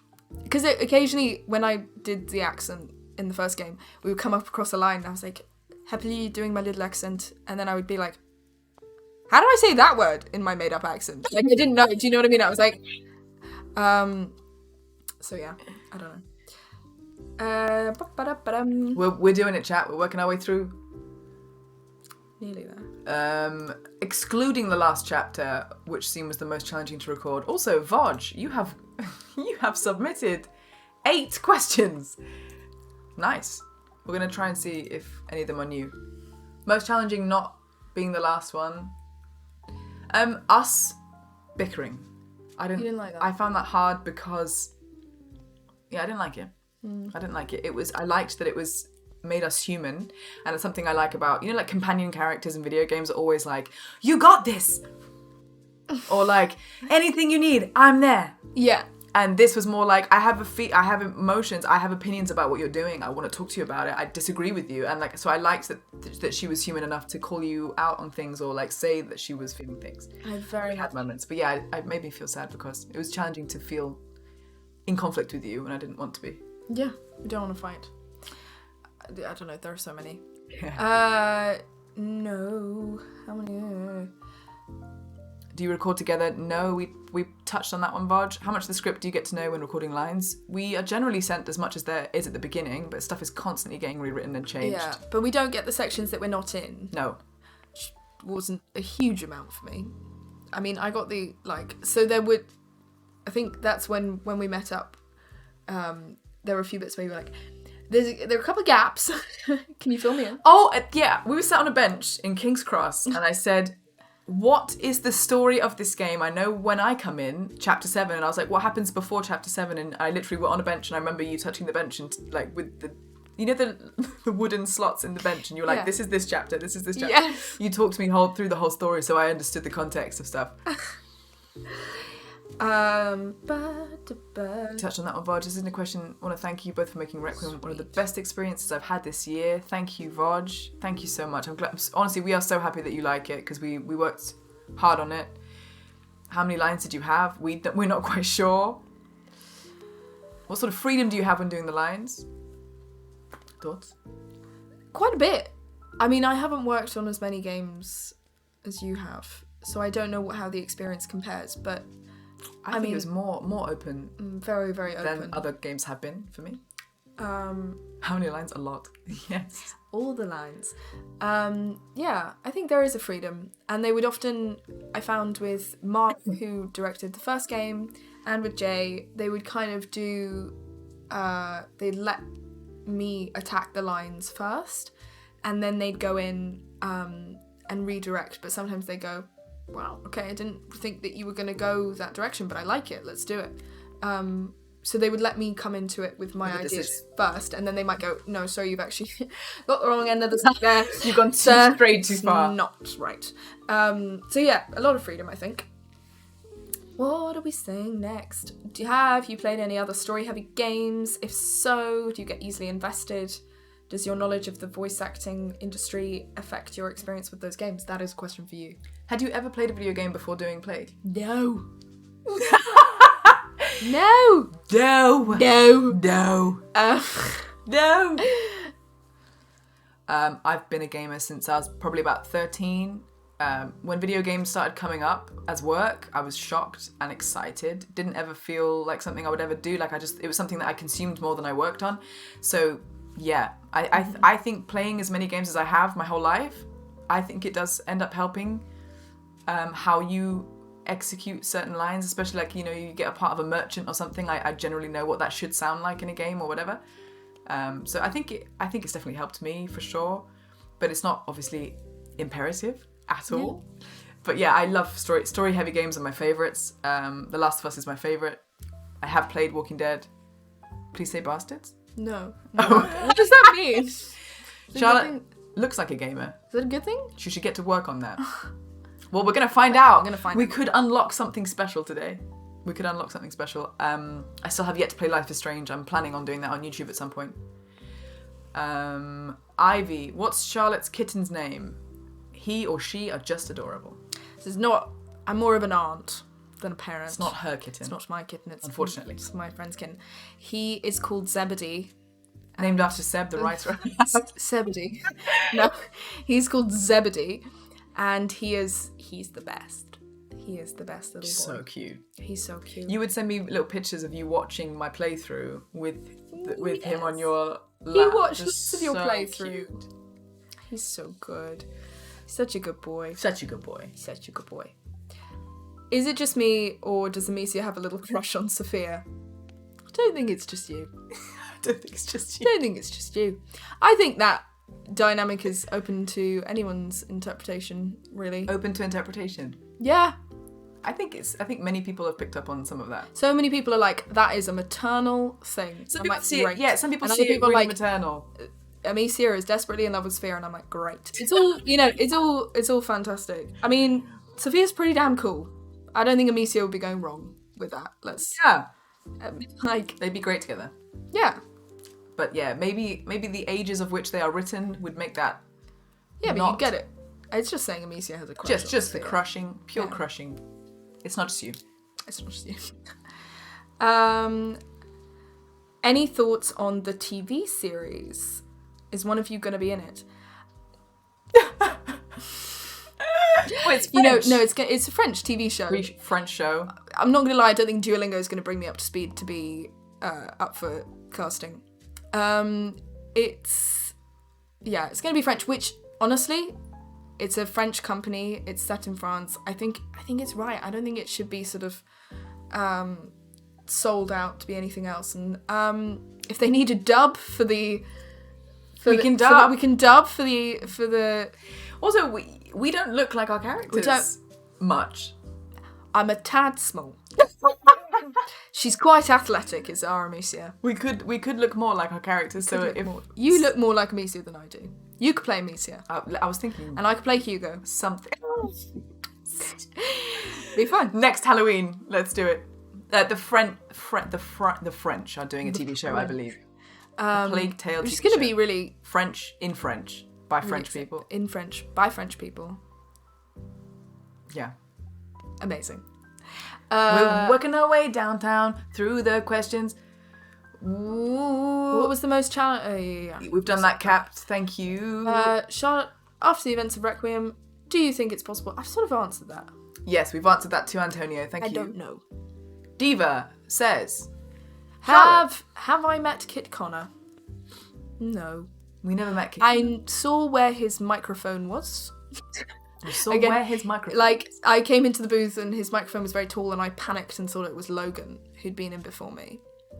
And had like a real sort of... Because it was before I'd seen Logan, I hadn't seen Logan in a while then. And I was like, oh my God, Logan's got taller than me. And I was like, no, it's Kit, it's fine.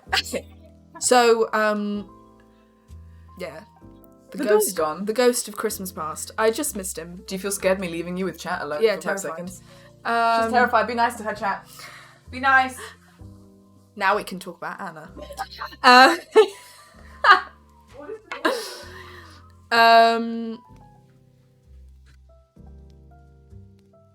I'm now reading all of your things. It's Amazon. Amicia the Amazon. Amicia the Amazon.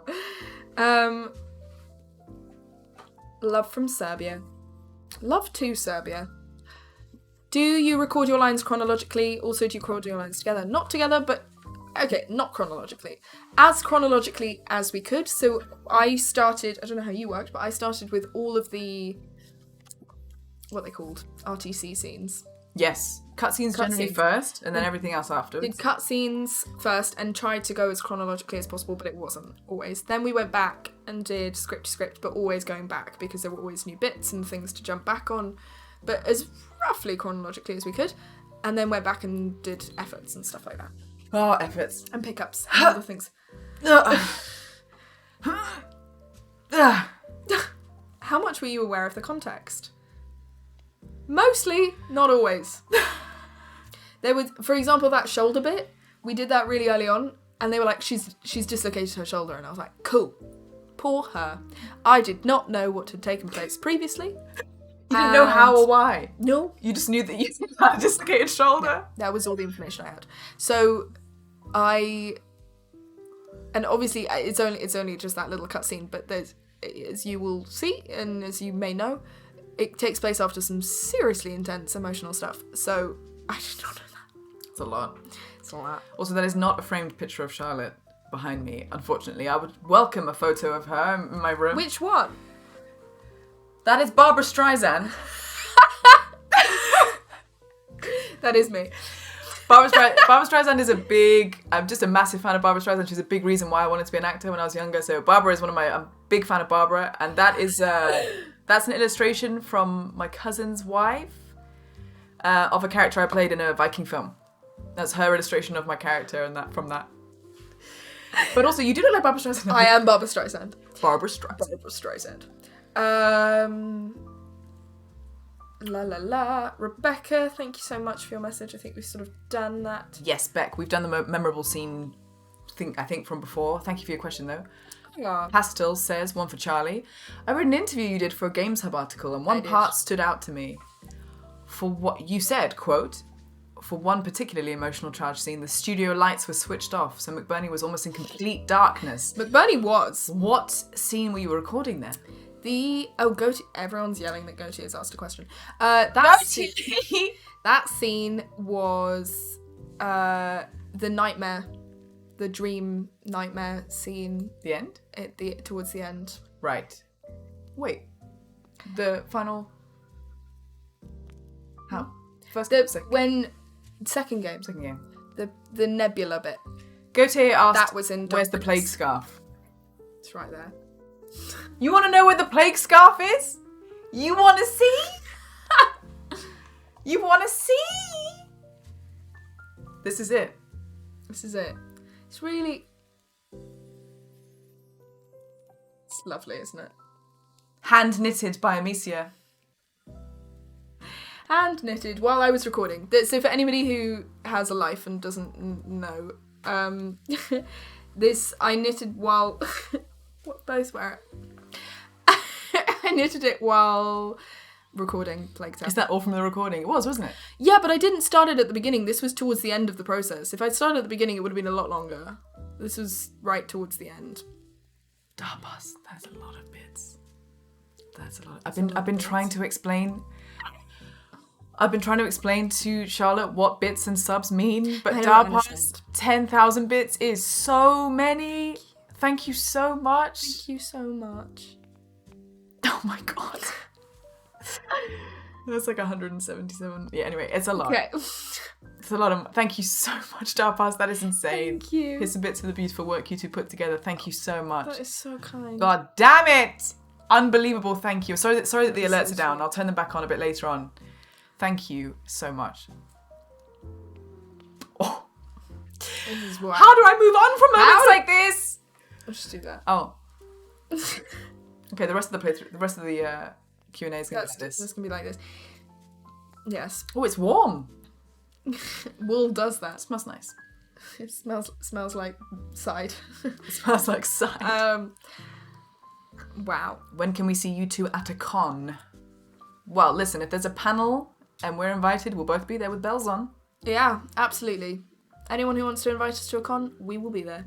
Leon Hart says if they would produce a movie for Playtale, would you play it? Of course we would. Oh my God, yes. I don't know how likely it is based Don't know off how that's gonna. of... We would be there. Yep. We're getting there. We're almost over 100 questions. Yeah. Ashley says... Question for both of you. Was there any specific scene or quote with your character that resonated? And what message have you taken away from the experience? I feel like that second part we haven't really done. We haven't done what message have you taken away? Always make sure to warm up before you scream. That's what I took away from the process. Wool does that. I learnt a lot. From this. Yeah. This is my... I know I've done quite a few video games before, but this is my first ever story-based game where I play like a very kind of human character and not just like, you know, and not an NPC that doesn't feel so much, because there's a lot of voices you can do that don't necessarily feel emotions. So I learnt a lot from doing this. I really took away, like, hands down, probably my favorite experience working on anything, to be honest. I really believe that. So yeah. Yeah. If anyone clicks on the stream, they're just going to see this and be like, what is she wearing? What's she doing? What is she doing? We don't know. I think there've been all sorts that I've taken away from this experience. All sorts. I would resonate. I don't think I've got anything that's particularly... I can't formulate my thoughts. I'm running... She has no thoughts. I have... That's true. How has being in Plague Tale affected your day-to-day life? Says Drew. Do you get recognised? What's your friends and family reaction? People tend not to know voice actors' faces. True. It's quite a nice career for not being... For anonymity. Yeah, it's not invasive so much as it is other things. So it's true. That's nice. I've had people, when people have asked what I do, and then I've said this. Lose their mind. Oh my God. Yes. Yeah, I've had people... Someone let me jump in a queue once, and they had a spare ticket to something, and they gave it to me. Oh yeah, you told me about that. That was really nice. They were like, she's the rat girl. She's the rat girl. I was trying to get in to see my friend's gig, but it was sold out, and so I was queuing for a ticket. That's a different kind and of they were just like, we don't need to have so much. Have it. So that was very nice. That's the rat girl. That's the rat girl. Oh, Dusty, thank you for 1,500 bits. Thank you so much, Dusty. You. Mwah, thank you. Thank you, Ghost Orchid, for 2 months as well. Thank you for the research. so much. Sorry that I'm missing things. Thank you. We are missing things. Being distracted. My friends and family, I think they just think it's quite funny. They were like, for Game Awards and that kind of stuff, and like, they were all sort of sending me really, really sweet, supportive messages. But they're also a little bit like, what is happening? What is this? What is this Yeah. that's going on?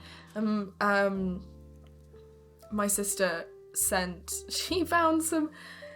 I don't know what she was doing, I think she was bored, but she found some very, very funny messages that she just sent to me, and she was just like, this is so bizarre. This is so weird that people know who you are. Fandom. But if anything, it's just more material to tease me with. Oh. Facts. If there's anything I can do to tease her more, I will. Yeah. Oh, this is a good question, Nat. What was it like getting to play two strong women who get along so well? So fun! So good. No competition. There's no backstabbing. There's no, like, secretly I'm actually in competition with you. Yeah. Secretly I want just to kill you. They just support each other and care about each other, and it's really nice. Yeah. Really nice to have that. So nice. And I don't think I knew... I didn't think I would know what that would look like and feel like until I played the whole thing, and it was just such a love that their relationship is just really, really lovely and special for me. I love it. And I don't think there's that much of it in gaming nowadays, so it's nice. Yeah, it's special. Did I think that Innocence would be the last time I voiced Amicia? I hoped not. You always, with acting, you always have to hold a little bit of like, even if someone says, so even once they said there's going to be a second Plague Tale, a part of my brain had to always be like, it could fall through. These things can... Yeah, you just don't know. You never know. These things can get cancelled, you can get recast, they can get fully made, and then something happens financially or publicity-wise and they just don't get released, whatever. So you can never... I don't know, there's a part of me that just never thinks things are really gonna happen. I had no idea how Innocence was going to be received because I didn't know games, and I was like, I think it's great. And I spoke to Seb, and Seb said it was actually a slow burn. So like the success of Innocence didn't happen straight away. No. It kind of happened a bit later. So I think it just kind of happened later on. I think he said something like, I'm not sure, Kevin, if you know this more, but he said, I think he said something like a year almost after it had actually come out, then it started kind of people were suddenly playing it everywhere. So, slow McBurn?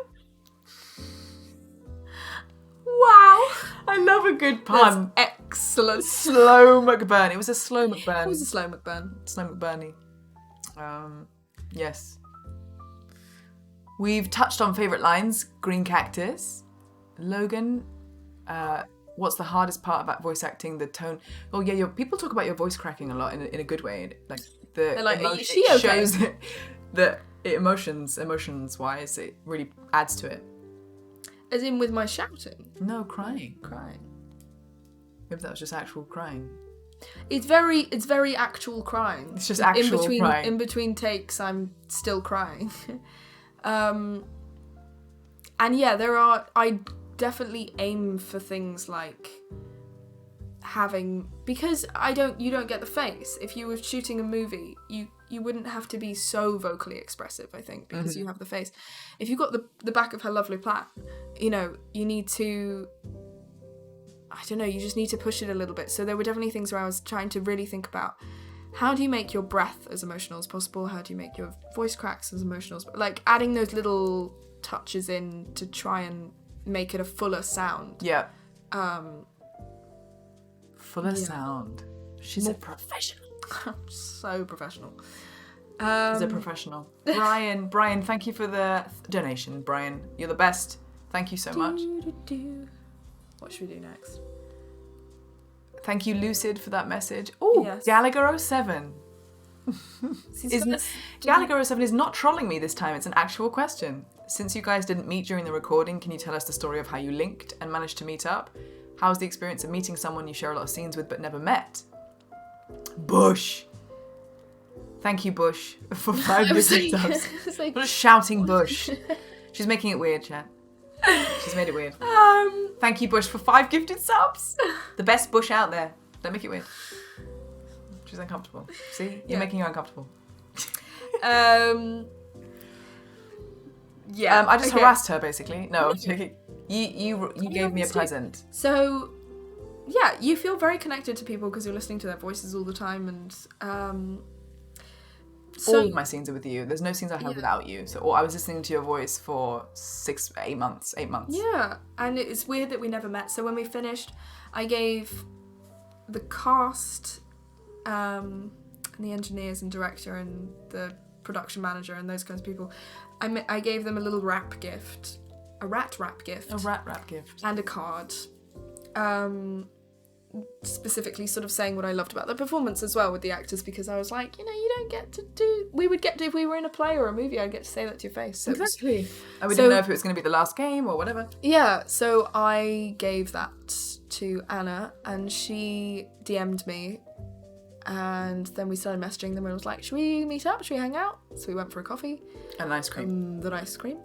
And the rest is...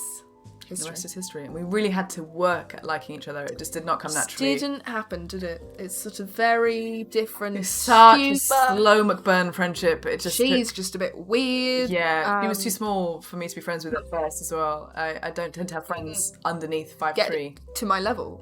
You couldn't get to your level. Oh. So yeah, no.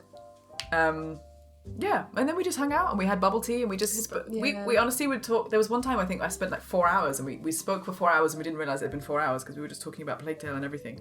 Yeah, it was like, oops. Anyway, we unfortunately get on very well. Yeah. It's a shame. Thank Thank you, Bush, for the gifted sub to That Rat Girl. That rat girl. Thank you so much. Force, thank you for a gifted sub too. Thank you. Thank you. How is it? Yeah, how do you deal with the game not spoiled for you since you're voice acting and you get spoiled? You just get it spoiled. There's no way. That's gonna be it. There's no way you can't not have it spoiled. Do you know why axolotls are always thankful? It's because they thanks a lot. Axolotl. Thanks a lot. Because they thanks a lot. Fexy, what is that question? What is that? There we go. Why not? That's so funny. Okay. We're getting there. What are your... Sorry, I skipped past what you said. We're almost there. What are your expectations for the third part? Don't really have any. No expectations. We have no idea what's happening. So... Yes. I think it's safer to go, there we go, there's Plague Tale. There's Plague And if Tale. anything happens, it'll be like, oh. It's a joy. Exactly. It's an excitement. And if not, it is what it is. How do you interpret Amicia cutting her hair at the end? Do you think, or perhaps know if there was a reason, maybe some sort of symbolism? I love this question. Good question. If, I'm about to get really nerdy, women's hair in literature is a massive, it's a big deal. And it's often a sign of,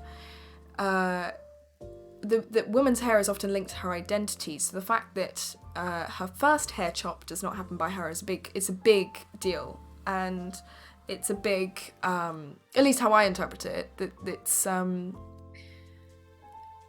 it's incredibly cruel, and it's sort of but also if a woman does it to herself, it can be a huge grab for identity and her own independence and freedom and all that beautiful stuff.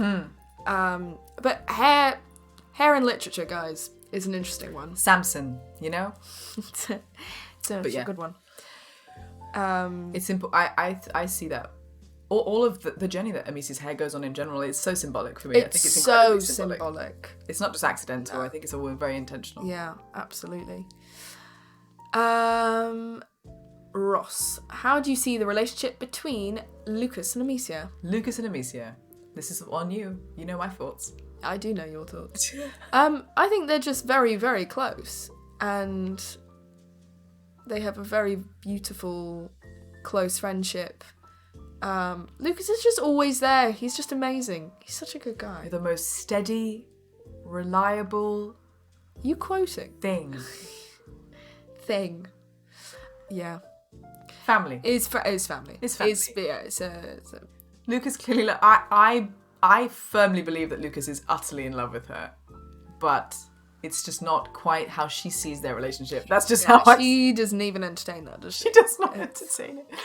I don't know where he's at. Best friend. Brotherly. Brotherly, it is. I think we've sort of done that. Yes. I can't pronounce your name. Is it El Quenipas. I think we've touched on those things. Thank you for your question, though. Sort of done that, Justin. Justin Javier. Oh, gosh. If you were the writer, what would you change in the story? The whole thing. Writing is just... I'm joking. I was actually thinking the whole way through I couldn't have... You take these characters and the environment and the situation, I would have no idea where to go with it. And Seb and Gautier and everyone that was contributing to that just took it somewhere I would have no idea. Amazing. Yeah. Amazing. Completely. I have no notes. Couldn't Hugo summon mice to fight the rats, then adopt cats to finish off whatever's left? Well, maybe that's what we'd write. Maybe that's our change to the story. Oh, Spazzy says you could not have won the game without Lucas and his nerd knowledge. Absolutely, by the way. Lucas is extremely useful. He is excellent. Very smart. We love him. Big brain. We love him. But friend zone. Okay. Favourite piece of soundtrack? Oh, good question. Who's that by? I said this, but you didn't really. Marcin? Yeah. Your little finger. I can't say where you're pointing. Oh, yeah. Sorry. Okay, without spoilers. the final scene before the first agree with set this. of credits. There are 2 credits. There is before the first credit, the end, before blackout. That music is beautiful. Yeah. Beautiful. True. And there's just a, like... Yeah, I agree with that. The menu music is iconic. And the menu. It's so good, right? The boat falling at the beginning, I love it. Makes me cry. And I love the main theme. There is a recording of me humming that. Is there? Which didn't go in the game. It was gonna potentially go in the game. But it just didn't work, I think, with where it was, but they tried it. But there is a recording of me humming it somewhere. Hey Steph, we've answered that one. Favorite chapter or line? Oh, favorite chapter? You have a favorite chapter? I always say that I like chapter 2 with the fair, where they just sort of, the peril is fairly low, at least for most of it. But she loves the market. I love the market. She would not stop talking about how much she loved the market scene. I love the market. She was like, why can't the game just end here? It's so beautiful. Okay. Did they actually change the voice actors I saw in the teaser from 2017? No. No? Oh, we were just actually... French then? I just had a French accent. They didn't change the voice actor, although there was a lovely guy who recorded with me. I think it was Harry. But I think it was... Oh, maybe a different Arno. Maybe it was a different Arno. But I couldn't tell you that for sure, I'm afraid. Diego /1 Euphoria. We have talked about the similarities. Japer, we've talked about favourite, least favourite dialogue to Screech. Favourite lines. Ross asked about the pain in her voice and how did you manage to convey that? Do you feel like you've answered that? Sort of. I don't really know. I don't think I have a particularly... She was stabbing herself in the leg repeatedly. I don't think I have an excellent sort of technique. It just sort of happens. Which isn't a great answer. Thank you, Miles, for 5 gifted subs. Miles, we love you. Thank you. Thank you, Miles. How about... I feel like...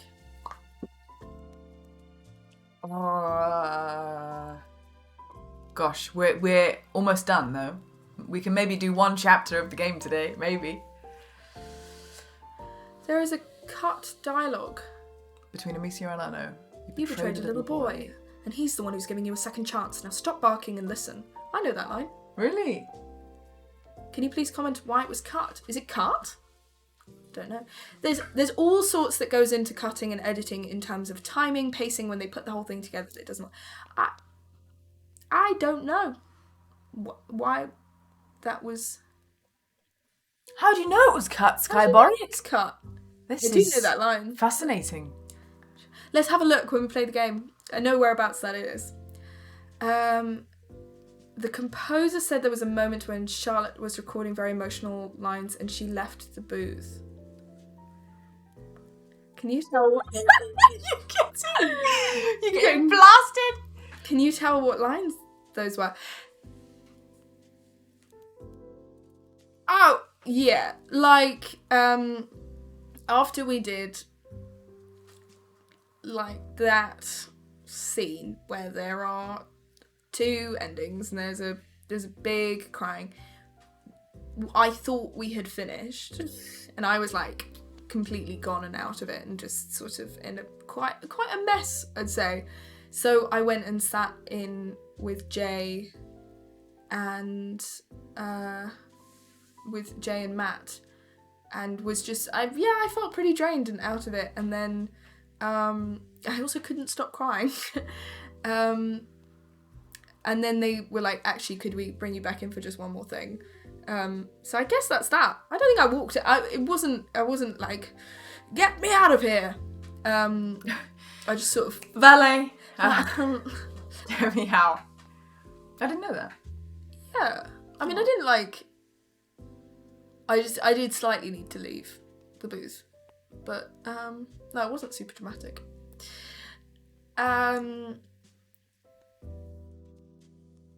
Early version of chapter 4, Amicia would hum the Darun theme. Charlotte, was it cut because you can't hum or what?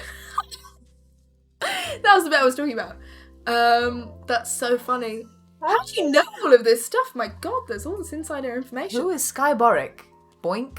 Sky Boink and Sky Boink. Boric. We've got 3 from Sky Boric and 1 from Sky Boink.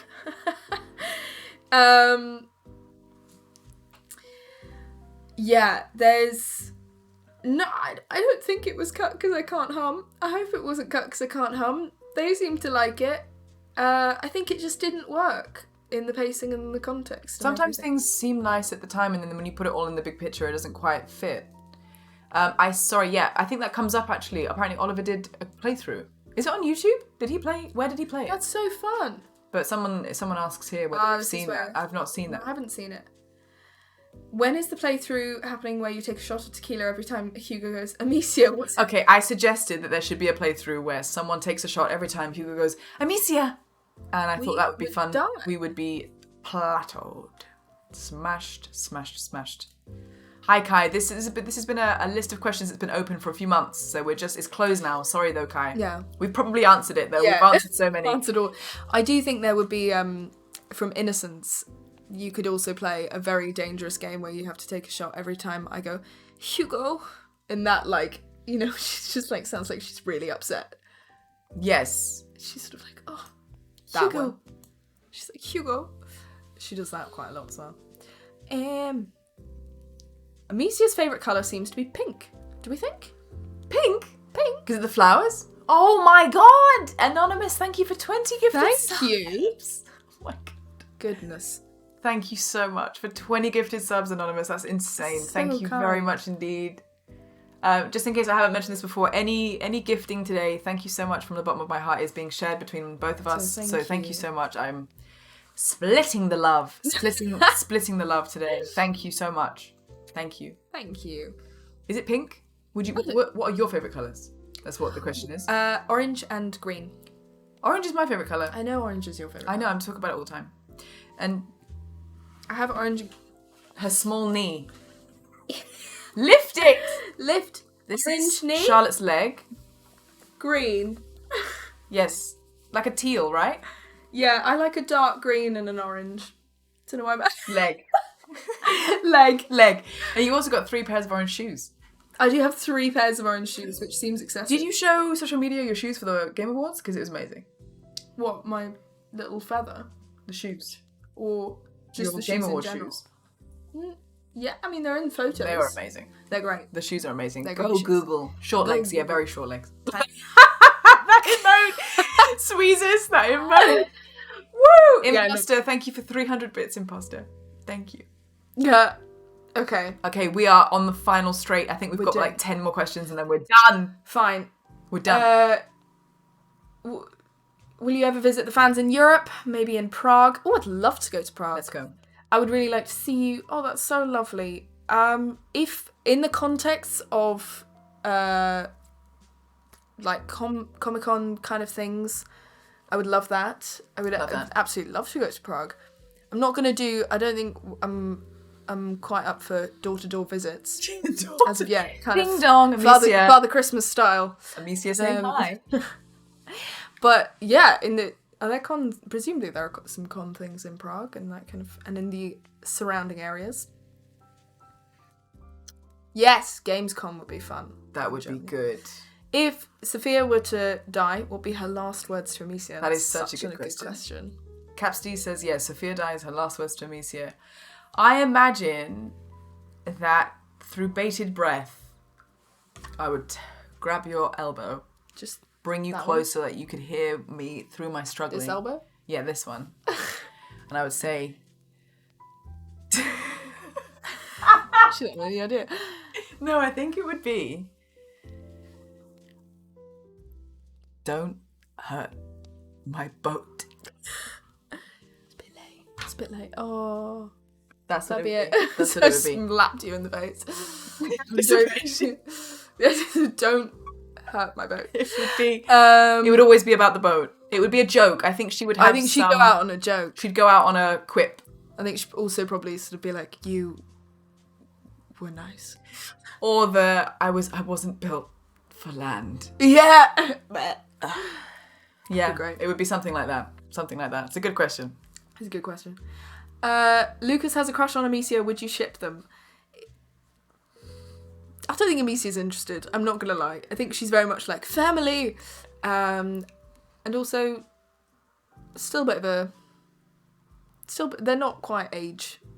I mean, Lucas is like 13. Lucas feels younger, yeah. If he's smaller, yeah. Charlotte, can we get your speech if you had won the Best Performance Award? Right. I would like to. Best Performance Award. We're going to imagine that it happened. Amicia, stay in the light. That would be a good one. Stay in the light. That would be a good. That would be a good one, Japer. Nice. I was up against Christopher Judge, so I didn't have like a sort of super sketched out speech. I had like, thank you, Al Pacino. Exactly. Thanks, I had Al. like people I needed. It would not have been 10 minutes. I would also not have been thanking Bill Clinton, but just one thing. Can we all thank our Reformed Orthodox Rabbi Bill Clinton? Bonsai, thank you. I'm glad someone brought that up. Yeah, we need to thank Bill Clinton.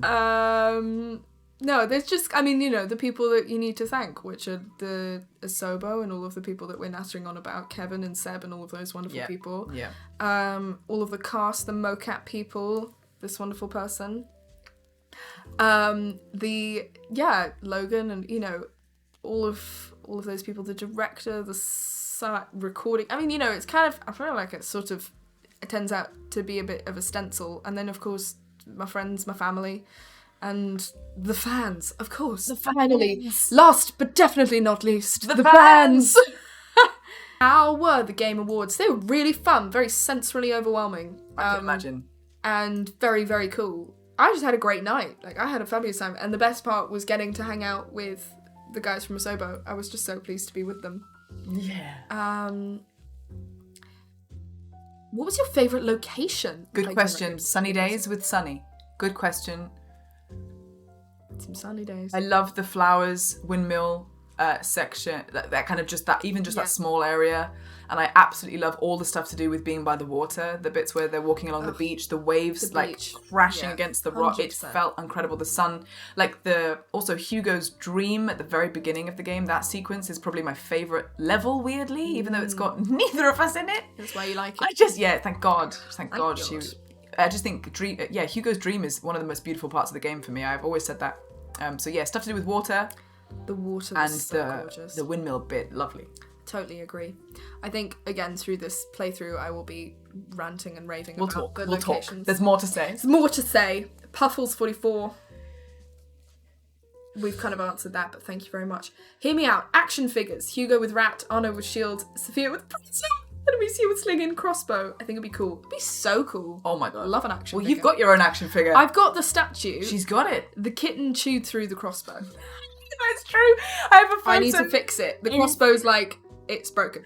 And the kitten has chewed through. It's up on a higher place now, and I'm going to super glue the crossbow back together. But, yeah. I think the kitten is anti-violence, is what we've learned. The kitten is anti-violence. He's not a big fan of violence. It's quite funny. But I was like, oh. So the treat stream went off 3 times. Was there 3 of you that were waiting for 5 o'clock so that you could press order? Because if so, there are going to be 6 bubble teas. I'm so excited. You can take one home, put it in the fridge. I'm so excited. I've never had so many. This is so lovely. I've had more than one. Thank you. It could have been 8 Draconis. Oh God. Thank you. Whoever those 3 people were, I'm sorry I had the alerts turned off. Thank you so much, though, all 3 of you, for getting that. I'm so sweet. I don't know which ones are going to get through. It might refund 2 of them and send 1. But thank you. Do we plan on voice acting in other media? Or maybe acting in other media? We both would love to. We would love to. TV shows, movies. I can clear my calendar, which is empty. Charlotte, how do you prepare your voice during the part where Amicia was both crying and dealing with intense pain? Kind of said that with my weird shoulder thing, and you just get so immersed in the moment. It's amazing. It's a lot of fun. Congratulations. What's next for Charlotte and Anna? Are there any surprises in terms of future projects? Well, your surprise just popped out. Nice.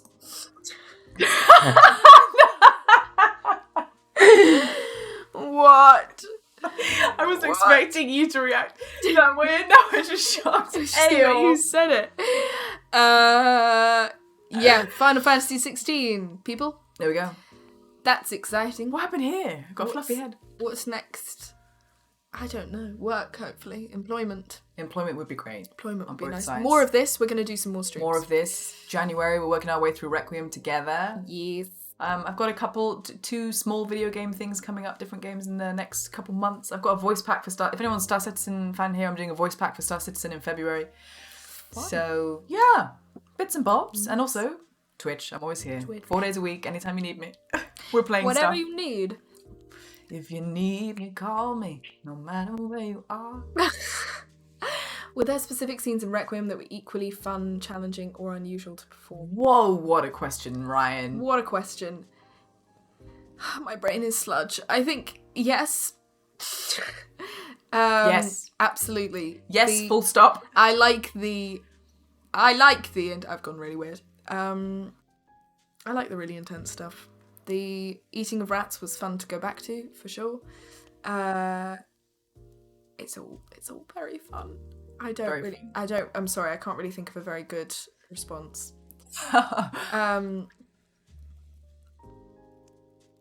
Oh, Boric, your questions are always digging deep. Oh, this is when... It's a little bit of a spoiler. Okay, should we save that one for the spoiler section? Yeah. A Plague Tale... Sorry. A Plague Tale players think you have the best voice acting. But unfortunately, God of War took it. What do you think? What do you think? What do you think? I'm 21. This is my... Plague Tale was my first ever job. It is ridiculously cool to be nominated alongside those they're sort of giants of the industry. Amazing. I was talking about Christopher Judge, Sunny Silvercheck. I also think Man on Gage is just so cool. And from Immortality, and Sunny from God of War, of course. And that's just mental to me. And that is sort of, there'll be more to come. 100%. I intend to be This back. is day one. Yeah. This is day one. Day one, baby. The players say that if a Plague Tale happens in the modern age, there will be a lot. McBurney fan. This is from McBurney fan. Oh, I did this. No. Oh, thank you for 5 gifted subs. Thank you. Thank you so much. Thank you for paying forward your gift sub 5 times. I really appreciate it. Thank you, Farah. I appreciate it. Hey, Jazz. Jazz is here. Hey. Yes, Wyatt. I completely agree. Completely. The players say that if a Plague Tale happens in the modern age, there will be a lot of loss of players. Oh, as in fewer players will play Plague Tale. And the medieval theme works better than a modern day setting. What do you think? I think the medieval setting is pretty special. Yes. It works better with the rats and the plague. Like, a rat... I feel I'd be really interested to see what they do. I mean, they're a creative bunch of people. I hope that people wouldn't just assume. Yes. People would just... I hope that people would give anything a try and go in with an open mind. That's my hope. I do agree that the medieval setting is pretty special, though. Would you both consider doing mocap? In the future, we've done that one, Donkey. We would love to. But it would up the quality of the voice acting. I suppose anything... If you've done it. Physically in situation where you're doing it, you're lifting, you're talking, you're seeing someone else. I think that would always improve. Yeah. Always improve voice acting in general. Robin and Georgia are different people to us, and they move differently to us. They're fantastic. They're phenomenal performers, and actually what was quite exciting was sort of trying to match my voice to a movement that I would never do. Because I don't move my face in the same way that Robin does, and I don't move my body in the same way. So that's actually kind of cool, because it's like, I don't know, it's just something very different. But yeah, I'd love to, and I think it would be easier to link up the two. But, it would probably present its own challenges. You've done mocap. I haven't. Yeah, I have done mocap, yeah. It definitely has its own challenges. You've got a bright light shining in your face the entire time. And you have to invent an environment that's still not really given to you. In video games, you still never fully have the environment. You're never going to have a jungle or a space station or whatever it is. You have to completely fabricate it in your mind. So it's always a challenge, I think. Video games are always a challenge in that way. Do you both remember the last scenes you had to record, and how did you know feeling it was definitely the end of those characters' stories? We've kind of said sad. We've kind of said what our last scenes were, but I was I was very, very sad. But it also just hard to process. You're kind of trying to tell yourself. I was like trying to tell myself that this was a big moment, but I was like, okay.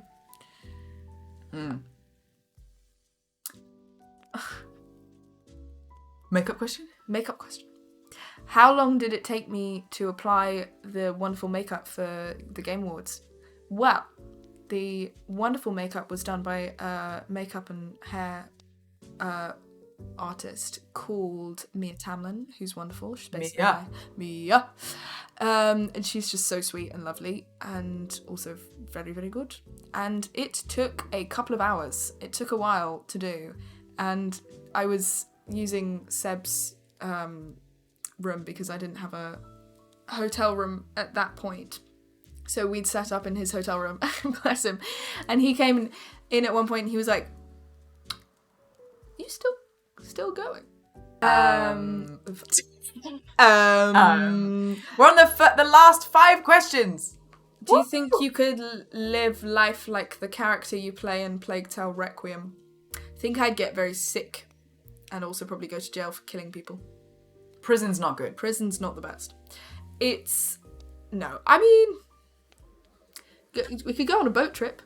We could do a boat trip. Yeah, a boat.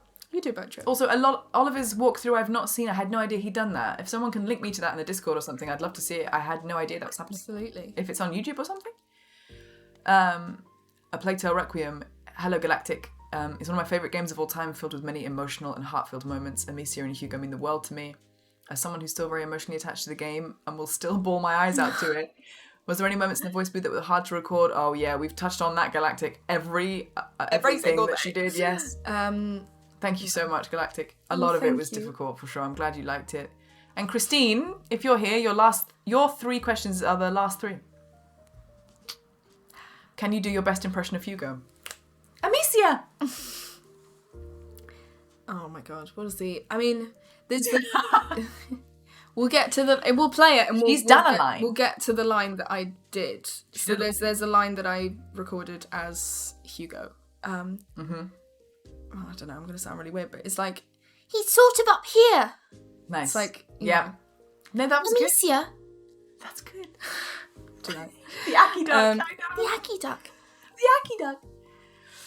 Which line from Requiem made you both feel like a badass while saying it? Bastards. Bastards! Studs! So good. Any of the chapter 3 or something is in the barn. Mm-hmm. That's fun. All of those lines were fun. I'm not an angry person as well. If I'm angry at someone, I'll probably go, very sorry, excuse me, pardon me, in a very English way. Peace out. You're an avoider. Are you an I've been livid at you for years. And I've never known. I've never known. There's a line where Sophia says to Lucas something like, you with me, and I love that bit. It's just randomly sassy. She's like barely met him and she's like, get over here. I just makes me feel badass. She just orders him around. I know that bit, and Lucas is there like, let's go. Like, yeah, bless him. Yeah, on the boat, just you, come here. Is Charlie a cat person or a dog person? I'm a both person. I thought you were going to be on my side. No, you know I love dogs. But dogs are more work. So I don't foresee I don't have either. I am an aunt to a little kitten. And he's the best. And so, oh my god, it's okay. Dogs are fantastic. Whatever, okay. Dogs are fantastic. I love them all. I love all animals. That's why you have the whole thing that you giggle over the time when I say hello to a bunch of horses towards the end. It's not a spoiler. There's just a bit where Amicia greets horses at the end. Sophia goes, be nice to her. It's a special day. And you just go, hi. Yeah. That's so hi. Cute. You go to the horses and you're just like, hi. Hi. Because that is cute. Because that is how I would. I love that line. Hi. Hi. Okay. That is the last question that doesn't involve a spoiler. So I'm thinking we top up our tea, come back, and then it will be spoiler central. And if you haven't finished the game, run away. For the hills. Run away because spoilers are going to be everywhere. Also, I feel like you will appreciate this. This be right back screen. Look at this. Look at this.